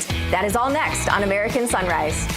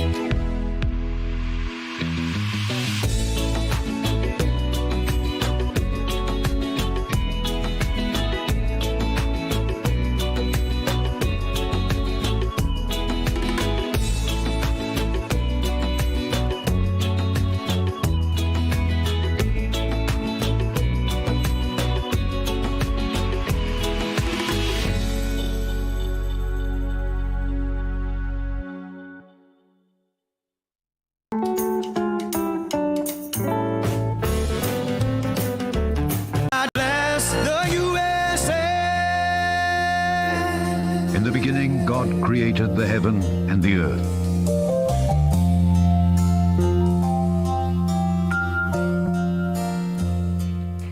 Welcome back to American Sunrise. I'm American Sunrise correspondent Emily Finn. It's time now for our moment of faith, brought to us by Lee Greenwood and the God Bless the USA Bible.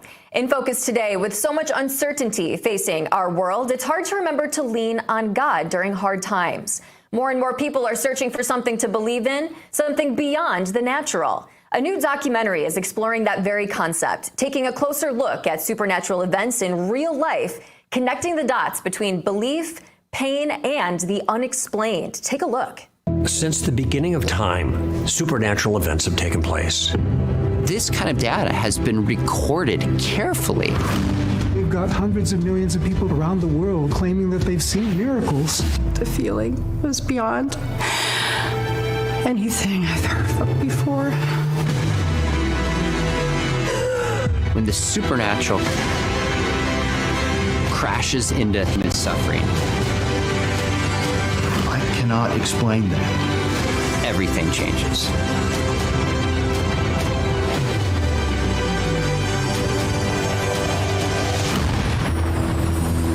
Wow, that looks exciting for sure. Let's welcome to the show veteran filmmaker and the director and producer of Show Me Your Glory, Eric Swithin. Thank you so much for being on American Sunrise with us this morning, Eric. Hey, good morning. How are you? Oh, doing great. I'm very pumped and very excited about this movie you have coming out. You know, we've seen a rise in spiritually driven films recently, just like this, and audiences are selling out theaters to watch them. It's great to see. Show Me Your Glory is coming to movie screens May 13th. So what do you hope is going to be the biggest takeaway for viewers? You know, in an age of utter skepticism, people are skeptical of Western medicine. They're skeptical of their government. They're skeptical everywhere they look. We also see this emergence of utter curiosity. People are getting really curious about the supernatural. So we took it upon ourselves to look for some of the most radical stories throughout the entire world and to put them into a film. That's awesome. So give us a little bit of a feel about what these stories are like. You know, what kind of miracles are we talking about here that we're going to see play out in this film? Well, this film was really a convergence of my own suffering, seeing the battlefield in Iraq, and then also as a minister now, like I get to see some of the most beautiful things you could ever imagine, miracles that take place in front of my eyes. So I wanted to give a wide explanation of all of that, from the suffering to the good. So we've got 8 real stories from all over the world that fit into 3 categories of the supernatural. The first are medically documented healings, where we have examined them, we have evidence, they would stand up in a court of law. The second category are supernatural encounters, people who had these radical encounters with the divine, and then from there on out, their lives were completely different. And then the third category, which is near and dear to my heart, we can all relate to it because we've all prayed for miracles and didn't get the prayer we were praying for, and it's suffering. It's what happens when you don't get that miracle you prayed for. And we examine a family that responded supernaturally. Even though they didn't get the miracle in their story was really how they responded to it. Wow, that sounds like absolutely beautiful storytelling. We only have a couple seconds left with you here, but for someone who may be a bit skeptical about the supernatural and how that plays, into their faith, what would you say to them before going to see this film? I would say that if you would just let the evidence speak for itself, you'll find maybe a new way of thinking, and you might even find faith. You know, this is one of those films that gives you the opportunity to experience something together that's going to last a lot longer than after the credits roll. This is a film where you can go and have coffee with a friend and talk deeply about it for many weeks after you see the film. So I really encourage people, go to showmeyourglory.com. You can purchase tickets for May 13th, 14th, and 15th. And whether you're a seeker or a skeptic, I'm pretty sure that you're going to be deeply impacted. Well, Eric, I think you're doing absolutely incredible work, especially with this film. I wish you the best of luck for its debut in theaters and hope to have you back on American Sunrise soon. Bless you. Have a wonderful day. God bless. Now back with the second hour of American Sunrise in 2 minutes. Stick around. Introducing the limited edition God Bless the USA Bible, inspired by Lee Greenwood's hit song and the most recognized patriotic anthem in America, God Bless the USA. The God Bless the USA large print leather-bound King James Bible also contains America's founding documents, the U.S. Constitution, the Bill of Rights, the Declaration of Independence, and the Pledge of Allegiance, along with a handwritten chorus to Lee Greenwood's song, God Bless the USA. With its large print and slim design, online. This Bible invites you to explore God's Word anywhere, anytime. The God Bless the USA Bible makes the perfect gift and cherished family heirloom keepsake to pass on to future generations. Designed for an easy reading experience in the trusted King James Version translation, this large print Bible is perfect to take to church, Bible study, work, and for traveling. Order yours today at GodBlessTheUSABible.com.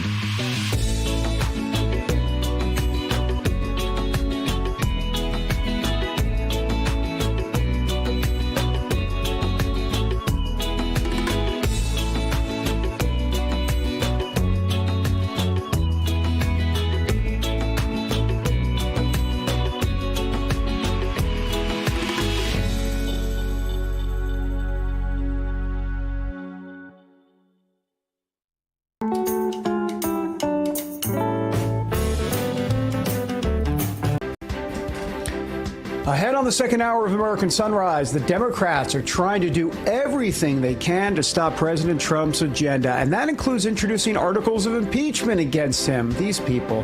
Why the House Democrat who is making the move believes Trump is not fighting for America. That nonsense coming up. Plus, restoring America's national security has been a big promise from the president. So how is the Trump administration pursuing terrorists who are here illegally in the United States? Find out.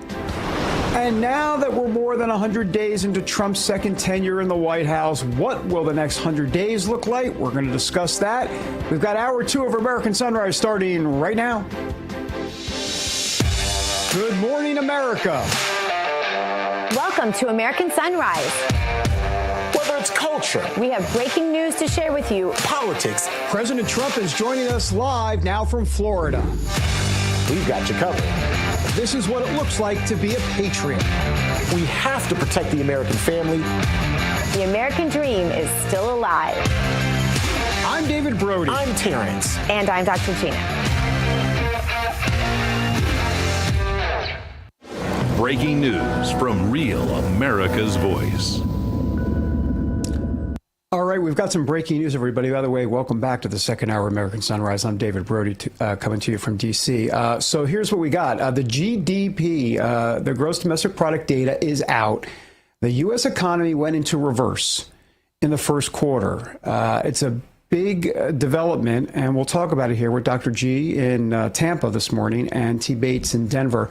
So, guys, Gina, let me start with you, but this GDP number is not good. It's quarter one. If we get 2 straight quarters of negative growth, technically we're in a recession. We'll see what happens in quarter 2. But this was minus 0.3. It contracted. The United States economy contracted. It was 2.4% in the last quarter of 2024. So liberals are going to have a field day with this, as you might imagine. So this is what we've got going on. Your thoughts kind of initially on this? Of course, the liberals are going to have a field day with it. Sometimes there's a little bit of pain involved in progress. And I think that President Trump has made it clear that this wasn't going to be easy. This might hurt a little bit, but it's going to be what cures you. If we really want, everyone always screams, let's bring down the debt. Let's return the power to the people. Let's reduce taxes. Let's do all these things. President Trump is trying to do that. But if we thought this was going to be completely painless, we were wrong.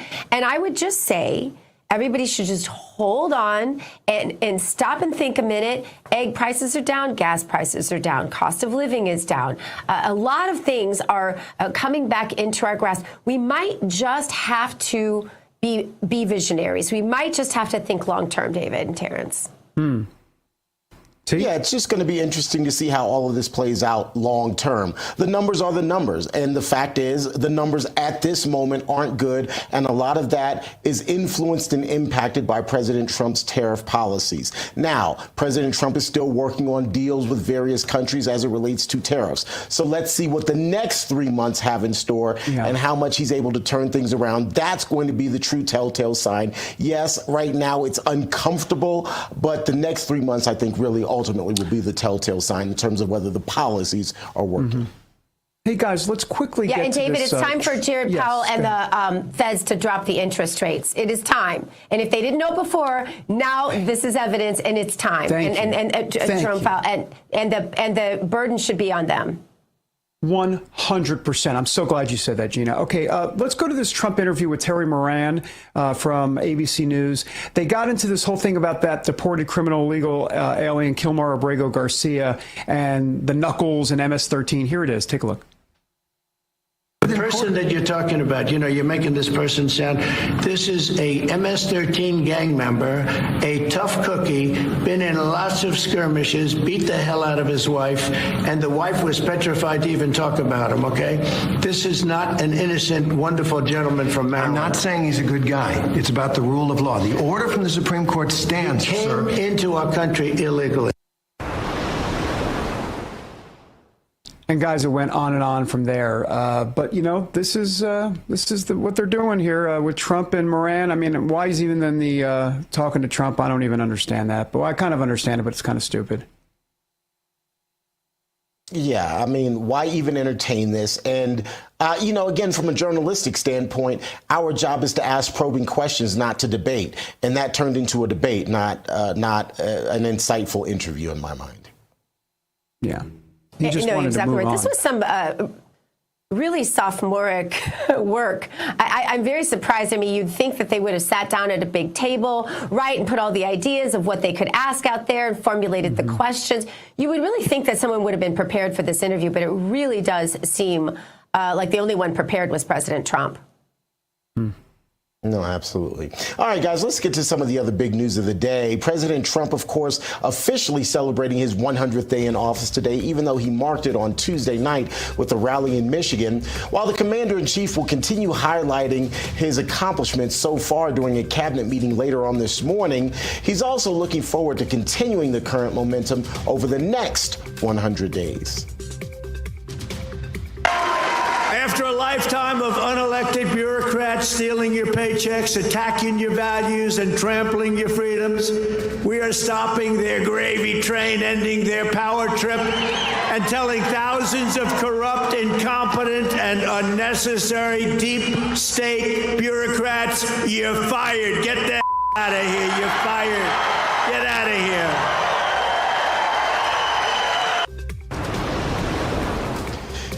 It's a clear message to Congress as House Speaker Mike Johnson also out with the timeline to get the budget reconciliation process done in the House. After that, he's saying the ball is squarely in the Senate's court. In the coming weeks and months, we will pass the largest tax cuts in American history, and that will include no tax on tips, no tax on Social Security, no tax on overtime. It's called the One Big Beautiful Bill, and it will be the biggest bill ever passed in our country's history. So I want to apologize there. We were supposed to be hearing from House Speaker Mike Johnson. Johnson saying that he wants to have a budget plan passed in the House by Memorial Day. He's also saying that once it gets to the Senate, he hopes that it will all get done and be on the president's desk before July 14th. That is his timeline. All right, let's get you over to David, because David, this is really big news, and it's all part of what's happening in Washington as we now are acknowledging President Trump's 100 days in office. All of this really sets the stage for what happens next. Yeah, it's nice to run a victory lap, but there's still work to be done. No doubt about it. And let's get to John Solomon, shall we? The CEO of Just the News, who is with us. Of course, John is on top of all things D.C. So let's bring in John now, because we want to talk about the latest breaking news numbers, John. We've got the GDP numbers. That is not good news for the Trump administration. I know it's early, but liberals, like we said at the top, are going to have a field day with this. Yeah, there's no doubt. And listen, at the end of the day, the Biden economy was headed towards a stagflation moment, a moment where inflation tapped down economic growth. A lot of the headlines right now say this was a result of the tariffs, but in fact, the tariffs were announced on April 2nd, which is actually the second quarter. There were some earlier tariffs related to fentanyl in the first quarter, but the big tariffs actually weren't even until the second quarter. Now, people were anticipating that tariffs were coming. So there's a lot of imports to get raw materials in here before the tariffs takes effect, and that has a deleterious effect on the economy. But a lot of what happened in the first quarter is stagflation took place. You have a slowing of the economy, but also a sudden drop in inflation. That's something that none of these stories today are mentioning. Trump achieved a pretty significant slowing of inflation. That is a classic moment in the stagflation cycle. So some of this is going to happen without the tariffs. Now, I agree with Terrance, what Terrance just said a few seconds ago. I said this on Bannon last night. The first 100 days have been consequential and dizzying, but the most important 100 days of this presidency will be the next 100 days. If Donald Trump can get the tax cuts renewed, if he can shrink the size of government, and he can get 10 or 20 or 30 really significant trade deals with major trade partners like India, the market will explode. There will be a growth. There will be a sudden rising of consumer confidence, because there'll be proof that Donald Trump's strategies work. Now, if they don't, it becomes a more difficult presidency in the third 100 days, and the arc of the presidency can be cut down. So these next 100 days, the second 100 days, going to be the most consequential in all of Donald Trump's two presidencies. He can execute and get things done, and the economy will bounce back, in belief in his policies will bounce back if there are delays in these things. If he doesn't get the tax cuts, if he doesn't get a significant reduction in spending, and he doesn't get some trade deals, it becomes a little bit harder path forward. I think there's some trade deals about to be announced in the next few weeks. I suspect that'll bring some optimism back to the economy. John, there's a CBS News headline. It says that Trump has set an executive order record in his first 100 days. He has signed, as you know, more than 140 executive orders. Now, the previous record was President FDR with 99 back in 1933. And as for Joe Biden, the American Presidency Project's data shows he didn't reach 142 executive orders until last September. So, you know, when you think about this, this is an incredibly productive first 100 days. But as you said, the most important 100 days is coming up next. If he talked to you, and I know that he does all the time, what would you say to him? And just how to prioritize all of the things that need to happen? Listen, that's hard for me as a journalist to advise a president. I think he knows what he's doing. Listen, he is a man unencumbered from the elitists in Washington. He doesn't need people in Washington and pollsters and media executives to tell him what to do.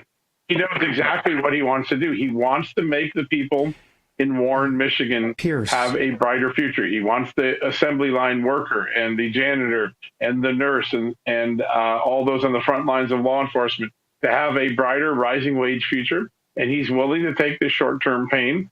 I think the key to this strategy, and he knows it because he set it in motion, is to get these trade deals in the second 100 days and begin to grow confidence that tariffs result in great outcomes for Americans. That's the really number one priority. Then get tax cuts, then get the government shrunk, the one big beautiful bill. He'll be in a really good shape at the start of his third 100 days. if he accomplishes that. Now, I want to talk about those executive orders because they're not just pieces of paper that you sign and do a photo op with. They've had a profound effect on the government and what we're doing, whether it's the shrinkage of DEI, the war against anti-Semitism, the closing of the border. I mean, look how quickly the borders closed. Here's a new statistic. It just came out a few minutes ago. I just got it from my sources at ICE. 66,000 illegal aliens were arrested in the first 3 months of the presidency. 3 out of 4 were criminal aliens, meaning people who committed serious crimes while on our soil, not just crossing the border, but robbery and murder and sexual assault. That is a remarkable number of people in a short period of time before Congress has even appropriated the number. So those signatures on paper, they're actually resulting in really significant action. Well, I'm going to follow you down the immigration road then, because you guys have this headline over there, Just the News. Under Trump, feds identify nearly 1,200 alleged terrorists in the United States. I think this adds to the perspective of the need for funding to secure our border and to do what ICE is doing. We are under threat. That's the bottom line, John. We are, because we don't know what entered our borders during the 4 years of open borders of Joe Biden. Things like maybe taking on Iran more aggressively become slowed down because you don't know if there's a Hezbollah terrorist on here. So what was going on now, they're identifying and they're putting high priorities to get these people out of here. These are terrorists in the traditional sense, ISIS and Al-Qaeda, and also drug cartels, which are now treated as terrorists, but a very large number. Those people are exactly who they're targeting right now in these operations. John Solomon, great to have you with us. The man who sleeps in a suit when you sleep, John, which is not often. Thank you. Thanks, guys. Love your show. Thanks, John. All right. Thanks, which would be a John. wrinkle and a dry clean issue, but that's a separate issue. Okay. Thank you, sir. Coming up, a former MSNBC host has major Trump derangement syndrome. Oh, gosh. Is Joy Reid on our screen? What Joy Reid says will happen to the United States if Americans keep voting for people like Trump. The details of that nonsense ahead. Also, the wild claim Democrats are now making, is America in the midst of a constitutional crisis? We will discuss. American Sunrise returning after this.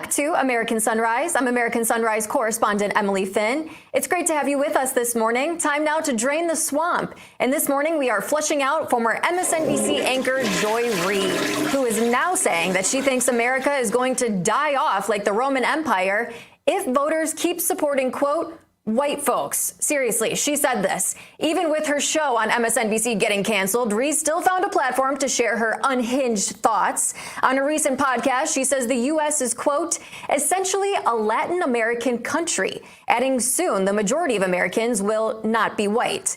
Reid warns if we do not embrace diversity, our great nation will fall just like the Roman Empire. Take a look.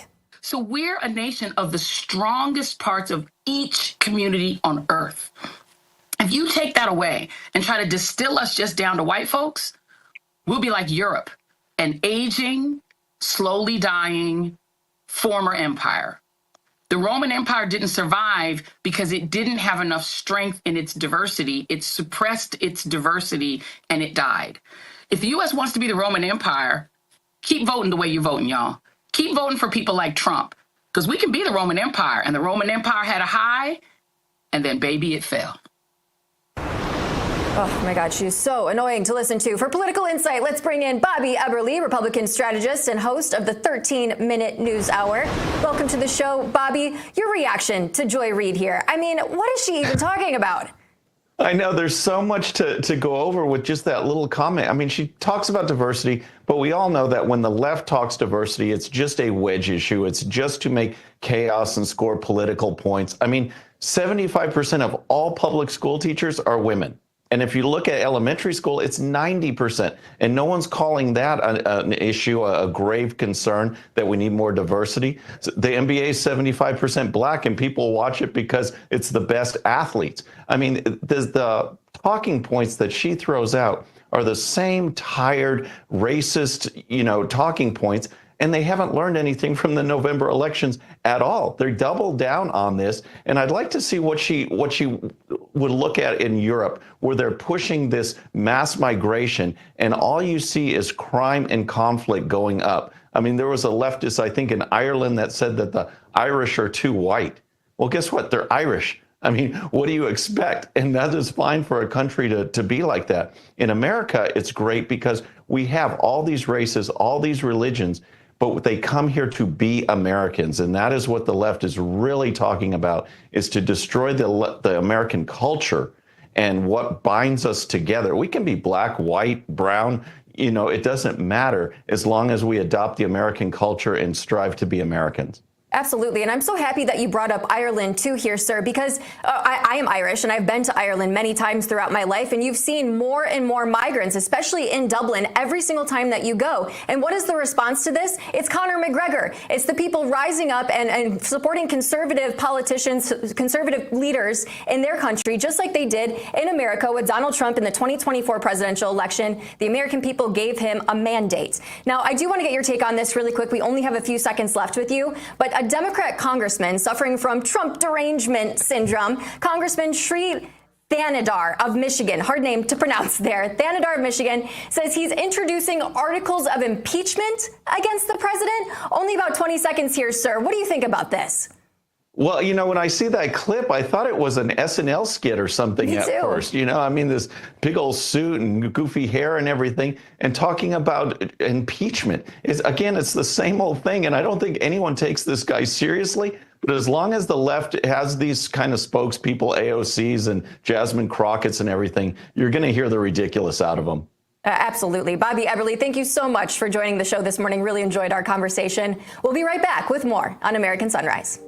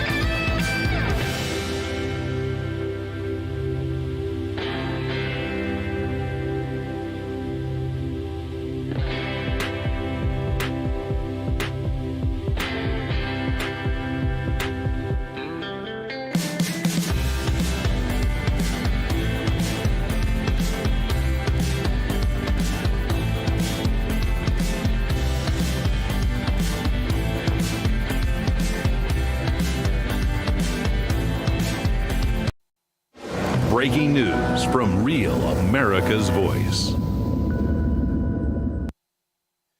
Welcome back, everyone. We are back with breaking news. We are just learning that the United States and Ukraine are expected to sign a minerals deal today. This information just being reported right now. The Ukrainian's first deputy prime minister has apparently flown to Washington, after breakthrough in the talks, and so he is expected to be party to this signature. Again, this is all just coming in and developing, so it's a story that we'll be following for you throughout the morning here on Real America's Voice. In the meantime, we're getting ready for the opening bell at the New York Stock Exchange. This news that I just shared potentially could impact the markets later on today. We, of course, will continue to work this story for you right now.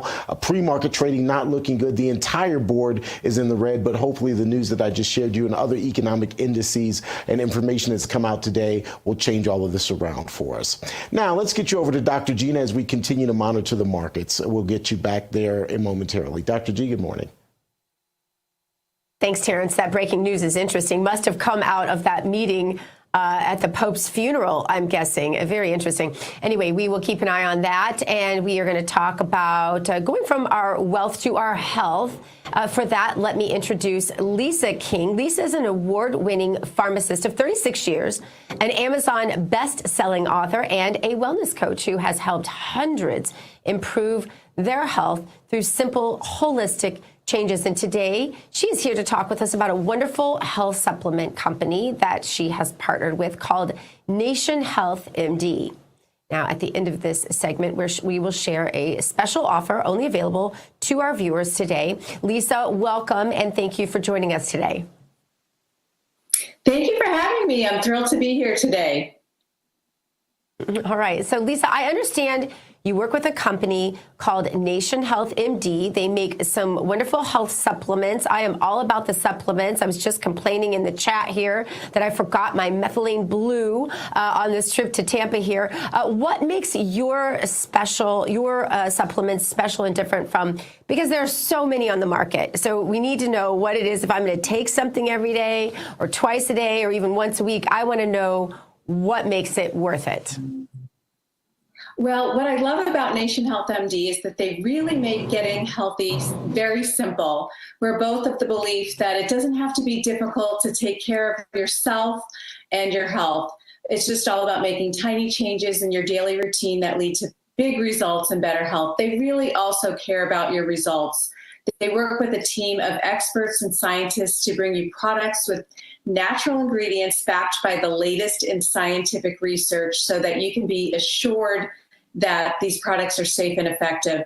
And last but not least, and so important to so many right now, Nation Health MD really cares about American jobs. All 26 of their products are manufactured right here in America.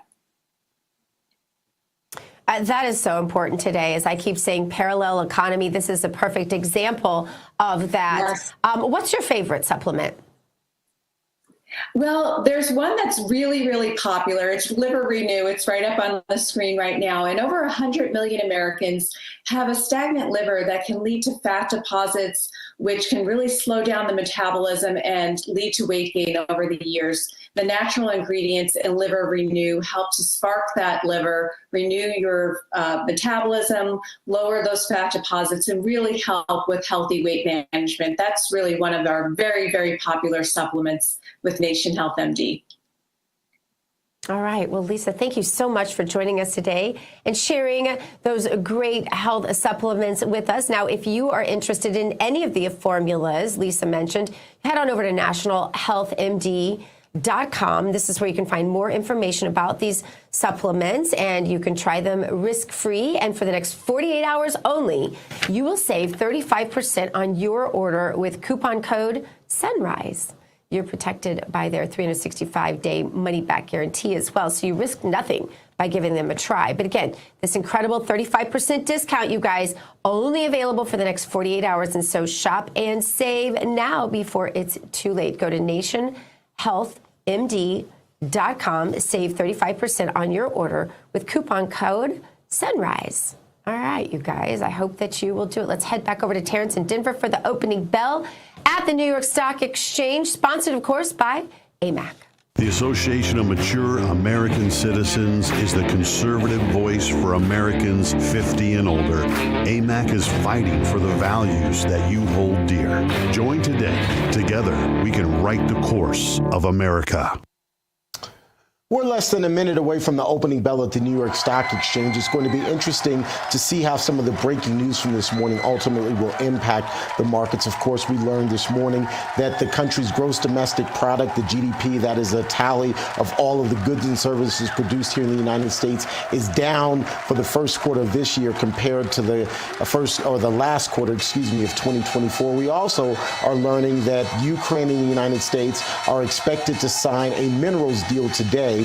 All of those could impact this day of trading. I can tell you that right now, as you just heard the bell ringing, the market's officially open. Things are not looking good to start things off. All of the major indices are down right now. In fact, I'm looking here. The Dow, S&P 500, and NASDAQ are all down. The NASDAQ down almost a full 2% right now. So we'll kind of monitor all of this for you throughout the day. There you have it. Gold, silver also down, as is crude oil. So not a good start to this day of trading, but hopefully things will get a little bit better. Still to come here on American Sunrise, should MAGA be worried about the Democratic Party following its defeat in the 2024 elections?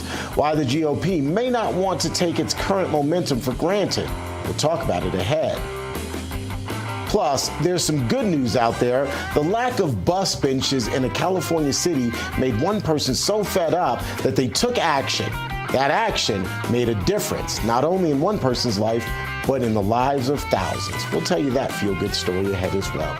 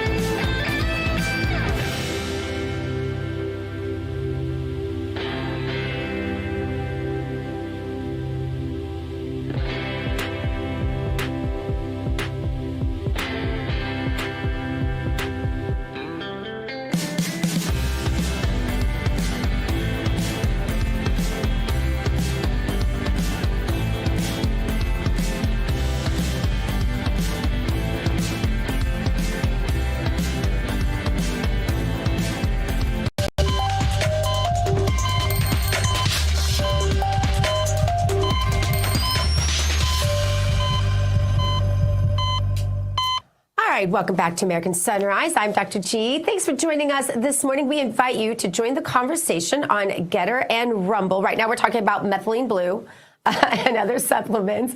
Always an interesting conversation happening in there in parallel to what's happening on the show. So it's a lot of fun. Join us there. It is time now to take the political pulse of America. The beat today, are the Democrats really resonating at all with Americans? Former Michigan gubernatorial nominee and podcast host Tudor Dixon believes it's only a matter of time until the Dems get it together. She says they're not sitting in the back just doing nothing. They are planning. She says Democrats like Congresswoman Alexandria Ocasio-Cortez of New York are resonating with voters, and this is kind of scary. She goes on to say the Dems could focus on candidates who energize middle ground voters. She is not one to mince words, and guess what? She joins us right now. Tudor, always great to have you. It's like old home week when you're here. Tudor, you know, I don't think you're wrong. You're not wrong. There is a lot happening behind the scenes with the Democrats, and yes, they're fighting, and yes, they have the most left of the left actually being the ones who resonate, it seems like, with the crowds right now and things. But how long then before they perhaps begin to moderate their message and pull in some of those who might be falling for the lies of the left stream media?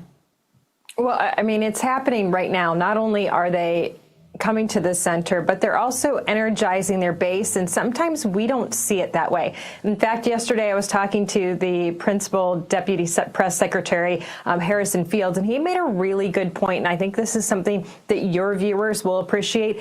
Look outside. You see these folks protesting everywhere. They're organized. They're out there. And I see this because I'm in a small town, and I go downtown and I see people on the corners of the street saying, you know, oh, we don't want Trump. We don't want these policies. We don't like this. We don't like that.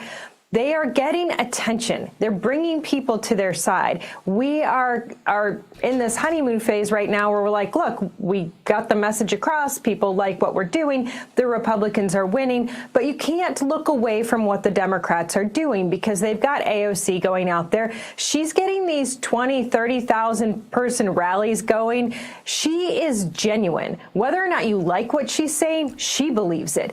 There's a big difference between Kamala Harris and that wing of the Democrat Party and this new wing that believes what they're saying. Kamala Harris was trying to tell people, this is what you should believe.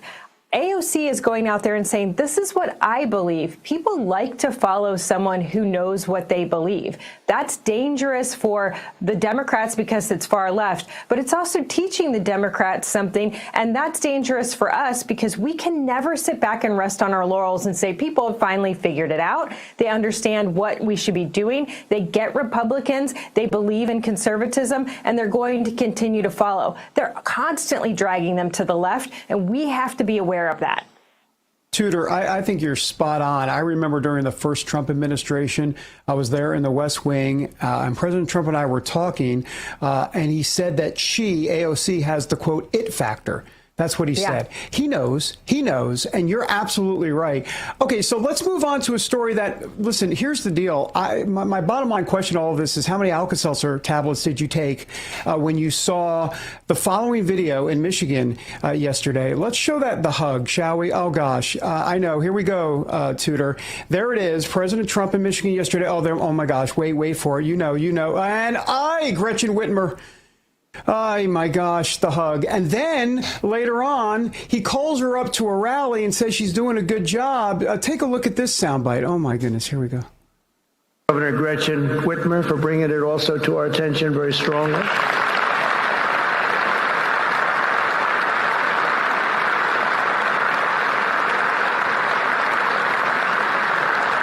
And, I'm not supposed to do that. She's a Democrat. They say, don't do that. Don't have her here. I said, no, she's going to be here. She's done a very good job, frankly, and she was very much involved with the Republicans. They worked together on saving it, and it was not easy.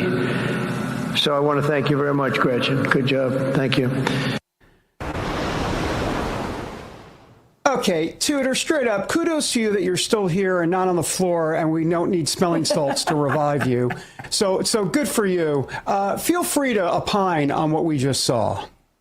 Well, so every so often, the president and I disagree, and this would be one of those cases where I don't believe that she's done a very good job. She has not done a very good job for the state, but she was there because of that, and that's why she was there, was to try to get something for the state, and she knows that she couldn't get it with Joe Biden. She knows that she had no chance of helping Michigan with Joe Biden, so she went to Donald Trump, and credit to her, she went to him early.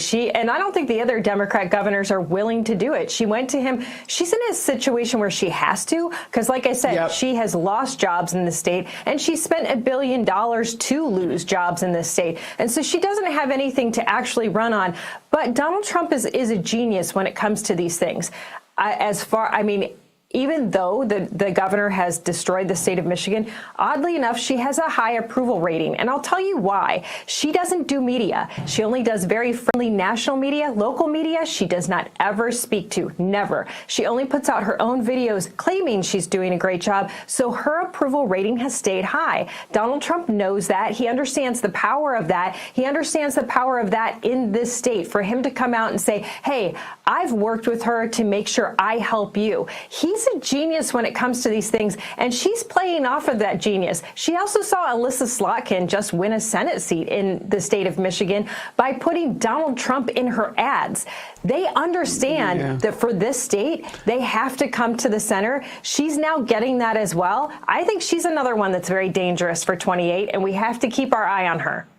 But can I just do a quick follow-up? I totally agree with you. And let me just simply say that Trump is smart. He's playing 4D chess. He puts her out there, and Democrats are going apoplectic on this. You know, like Gretchen Whitmer first had to hide behind a blue binder in the White House, and then now she's dragged up on stage by Trump. I mean, Trump knows that puts her in a tough spot, too. He knows. I mean, what happened in the Oval Office was absolutely ridiculous and embarrassing. Putting that folder in front of her face, I mean, my gosh, we all learned when we were 2 years old that peekaboo doesn't mean you're hidden from other people. But that's what she decided she could pull off. I think she is a very weak leader. I mean, I know she's a very weak leader. She's good at the politics part of it. That's not what you want in the White House. You don't want someone that understands the politics of things and doesn't understand the negotiations and leadings and making sure that advancements are made. If you look at the numbers in the state of Michigan, 41st across the nation, 41st in education, in infrastructure, 41st. We are at the bottom of the list. And that's what you have to remember when it comes to Gretchen Whitmer. Maybe she's good at how she makes her talking points. Maybe she's good at videos. But when it comes to actual results, she is probably the worst in the nation, if not the worst in the nation. I want to turn to your editorial in the Washington Examiner. Here's the headline. It reads, Democrats suddenly care about the Constitution. Democrats, of course, claim that America is in a constitutional crisis due to President Trump's deportations of illegals. Here's a quote. You write, just imagine if Van Hollen worked as hard for the children of Baltimore, his constituents, as he does for a deported illegal immigrant. I think that sets the stage for everything. Madame, from Michigan, you have the floor. Right. Well, we're looking at this right now, and I have to say, earlier today, I misspoke when I said that when you come in across the border, you don't get due process, but that under this new Aliens Act that the president is enforcing now, if you are a member of a gang, you can be deported immediately. This is a man who was a member of a gang, not only a known member of a gang, he'd been arrested multiple times, and he had documented domestic violence in his record. This is a bad guy, and this is who the Democrats are holding up as their angel. This is who they're holding up as an American that needs to be taken care of. Hey, he's not an American. They call him a Maryland dad. He's not a Maryland dad. He is an illegal gang member who was in this country. And the fact that Van Hollen was willing to go over there and say, this is the important part of my job. It's not. This has nothing to do with American citizens. In fact, this is the opposite of taking care of American citizens. This is putting American citizens in danger, in grave danger. These are people who are willing to beat their wives. The next step is murder. That we've seen multiple women who have been raped and slaughtered at the hands of violent, illegal gang members. And this is where the Democrat Party has decided to stake their flag and say, this is who we're going to stand up for. They learned nothing. These guys that are doing this, they learned nothing in the 2024 election. I mean, you've got Rep. Moulton on the East Coast who came out and said he was devastated by the thought that his Democrat colleagues wanted to have men in women's sports, and he has daughters, and it's such a big deal, and he as a Democrat can't speak against it. He came out after the election and said, this is why we lost. Then when he had the chance to vote to make sure that women's sports were safe, he voted against it. These guys cannot find their way out of a paper bag right now. They don't know what their policy is. They don't know what they believe in, and they're willing to do anything to make sure that they are tracking with the radical left. Let them do it, because it's not going to win in 26 and it's not going to win in 28. Tudor Dixon, we're completely out of time. I wanted to ask if you're running again, but we'll have to save that for the next time. There is a tease for this audience. Thank you so much for joining us today. Thanks, Tudor. Thank you. Tudor.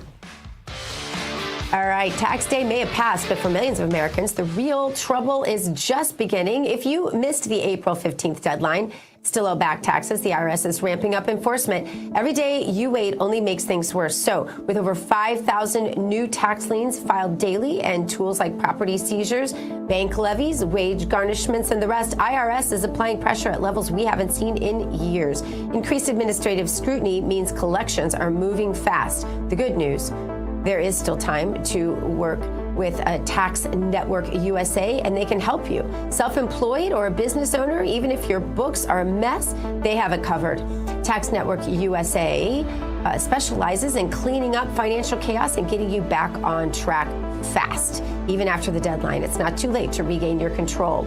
Your consultation is completely free, by the way, and acting now could stop penalties, threatening letters, surprise levies before they escalate. Call 1-800-905-8000 or visit tnusa.com/RAV. You may have missed the April 15th deadline, but you haven't run out of options. Let Tax Network USA help you before the IRS makes the next move. All right, it was good to have Tudor with us today. Coming up, it's back. Who's ready for some fresh Kamala Harris word salad? Not the nutritious kind.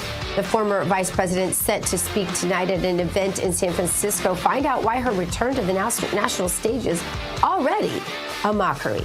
Don't go anywhere. American Sunrise back in just minutes.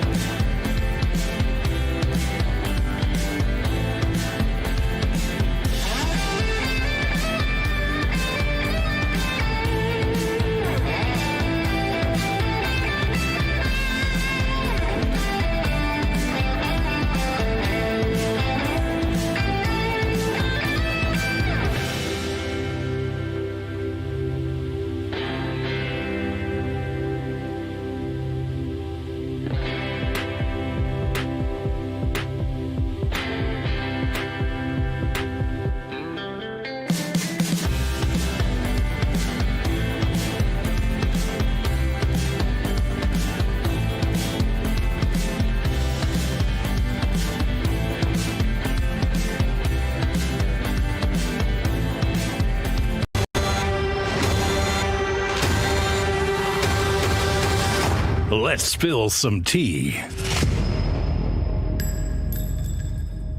All right, let's spill some tea, sponsored by Artillery Tea Company. Make sure to go to artilleryteaco.com and use the promo code America's Tea for 25% off your first order. Artillery Tea is all natural, whole leaf. The tea bags are chemical free, and each tea bag can be used twice. Artillery Tea Company is family and veteran owned and operated, and a portion of your purchase goes to help veteran and first responder charities. Make sure to go to artilleryteaco.com and use the promo code AmericasTea for 25% off your first order. Time now to spill some tea, and in the cup today, failed presidential candidate Kamala Harris is making her return to the political stage. Harris is set to deliver her most extensive remarks since she lost the 2024 election to President Trump at Emerge America's 20th anniversary gala in San Francisco. Her speech tonight is expected to address Trump's first 100 days of his second term, but critics are mocking her return to the public eye because she is hosting the live stream of this event, and it's going to cost $25 to watch online, even though we thought at least 30, right? Let's bring in Terrance, Dr. Gina, and David for more here. You guys, I don't know about you, but if I were Kamala Harris, I think I would dye my hair, change my name, move out of the country. I mean, she got embarrassed just so bad last November. I think there's going to be some word salad tonight. Terrance, what do you think? Oh, there's absolutely going to be word salad, but shame on her for trying to charge someone to hear a message. If you have such concerns or criticism of the current administration, then it's obviously her right to speak those criticisms, those words of criticism, but do it in a public forum. Don't do it in a paid forum and try to make money off of it. As the kids say, child, please. Well, look, I'm sure there are plenty of George Soros dollars to pay the same individuals that go to their rallies and things like that to attend this ridiculous thing. But you know what? That's good, actually, I think, you guys, because I think the more Kamala we see, the more we remember what a complete failure the entire last administration was and how shallow the Democrat bench is, David. Oh, 100%. First of all, instead of buying this for $25, I think they should be paying people to watch this, honestly. Number one. And number two, you couldn't pay me enough to watch something like this. I mean, I literally rather watch paint dry. There, that's what I want. I want bars and tone. Can we put that up for a second? Can we put that up for now? That's free. Now that's free, and that's what I want. Because look, the truth of the matter is, what conversation in America is happening? Is there any conversation in America that's happening that goes like this? Hey guys, let's pool our money together. $25 a head. Let's all sit around and watch a live stream party of Kamala Harris. Come on. It's not happening. Please. And if it is happening, I don't really want to be around that. And praise God, I'm not, Emily. Yeah, David, you know, the producers were telling me that this is kind of comparable to a blue light special from Kmart back in the day. Now, I didn't really shop at Kmart, but, you know, $25. Terrance, to your point, if you have something so important that you want to say, you should be saying it for free. But how important can it be if it only costs $25 to watch? Yeah, I mean, go ahead, Dr. Gina. Terrance is done. I don't know that I have anything to add other than Kmart blue light specials are kind of scary memories for me. But can I say one thing though to Gina's point from a couple answers ago, if I can keep track, about the fact that, you know, let her speak, you know, like that's a good thing for conservatives, right? And I agree, because it's not just Kamala Harris. You know, if you get more of these folks to speak, you know, what'll end up happening is people will understand that they're off their rocker, and then hopefully more people come to the MAGA movement, because, you know, I think that's just where the action's at. I'll just add one more thing very quickly, David. If I were a consumer, if I wanted to hear what Kamala Harris had to say, particularly if it was going to be critical of the Biden administration, I'd be insulted that she would charge me to hear whatever it is that she has to say. Like, I almost feel like it's insulting that you would charge to live stream whatever it is that she has to say. I do want to do a quick just clarification. My understanding, correct me if I'm wrong, guys, but what I saw is that this is a fundraiser. So she's not getting the money, that it's going to this organization, and that part of it is if you can watch it online for $25. So, right, I mean, we should at least point that out.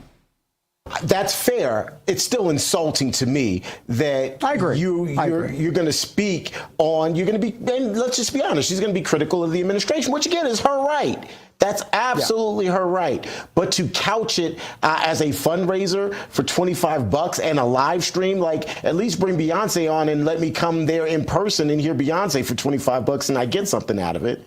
Yeah, you'd have to pay me for that as well. But yeah, you're right. You're right. I don't know. Interesting stuff, you guys. Well, we will certainly be looking out for that word salad. And I wonder what accent she's going to pull out tonight for her speech. We'll be keeping a close eye. All right, we want to know what you think. Let us know on Rumble or Getter. Hop on and let your voice be heard. Coming up, kindness goes a long way, especially for a man with a cane who was forced to sit on a curb. What one neighbor did that ignited positive change for his entire community is straight ahead. Stay with us.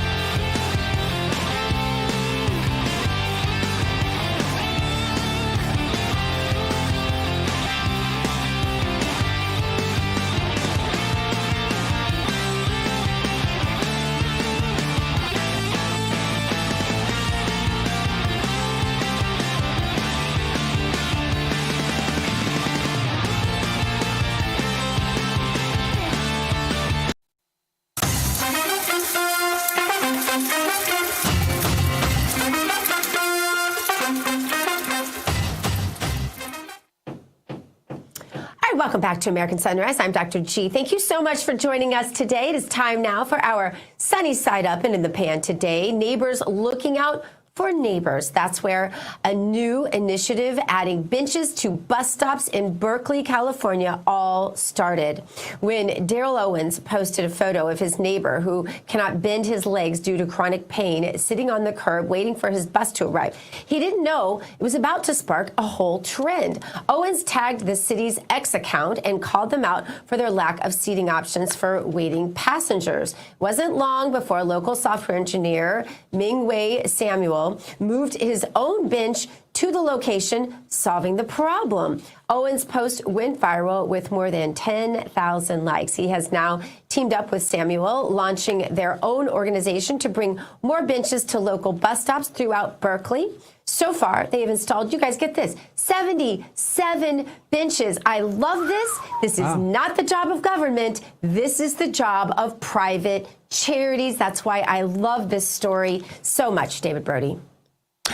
Yes, and you talk about it all the time, and well, you should, because it's a passion of yours, Dr. G, and it's really nice to see. I've been to Berkeley, actually, and I came out alive based on their liberal tendencies there. I was there about 7 months ago or so. But look, here's the thing. What's really cool, T. Bates, is that they're doing local community and they're coming together, and it's in a liberal area like Berkeley. In other words, government's not going to solve the problem. Don't wait around for the government to solve your problems. Go out and do something. Love that. And that's what it's all about. You know, you often hear the term pull yourself up by your own bootstraps. Well, this is a community doing just that. Seeing a need and fulfilling that need. People in that community getting together to fulfill the need, which is, I think, what community is about. In my mind, that's part of the definition of community, Emily. Absolutely. You know, speaking up and actually making a difference. I love the snowball effect of this story. It started with this guy that you see on your screen, his neighbor, which is so sad. I mean, he's a little older, you can tell, sitting on the ground like that. He definitely needed a place just to be able to relax and wait for his bus. But then it turned into another bench and another bench, leading to 77 throughout the whole city. I mean, these guys should be really proud that their initiative was able to take off like this. Yeah. Really is a cool story. There should be more of that. You know, that's the way things get done. And hopefully those liberals in Berkeley will learn, hey, government didn't work out. This did work out. Maybe we should try it in some other realms as well instead of counting on big daddy government. All right, you guys, great show today. Thank you so much for joining us. We are with you every single day. So much more for you each morning. It all starts at 8 a.m. We will see you then. Don't forget to join Jake Novak at 7 a.m. on the early show. War Room is up next. Hug your children, love your God. You go boldly now and live the truth.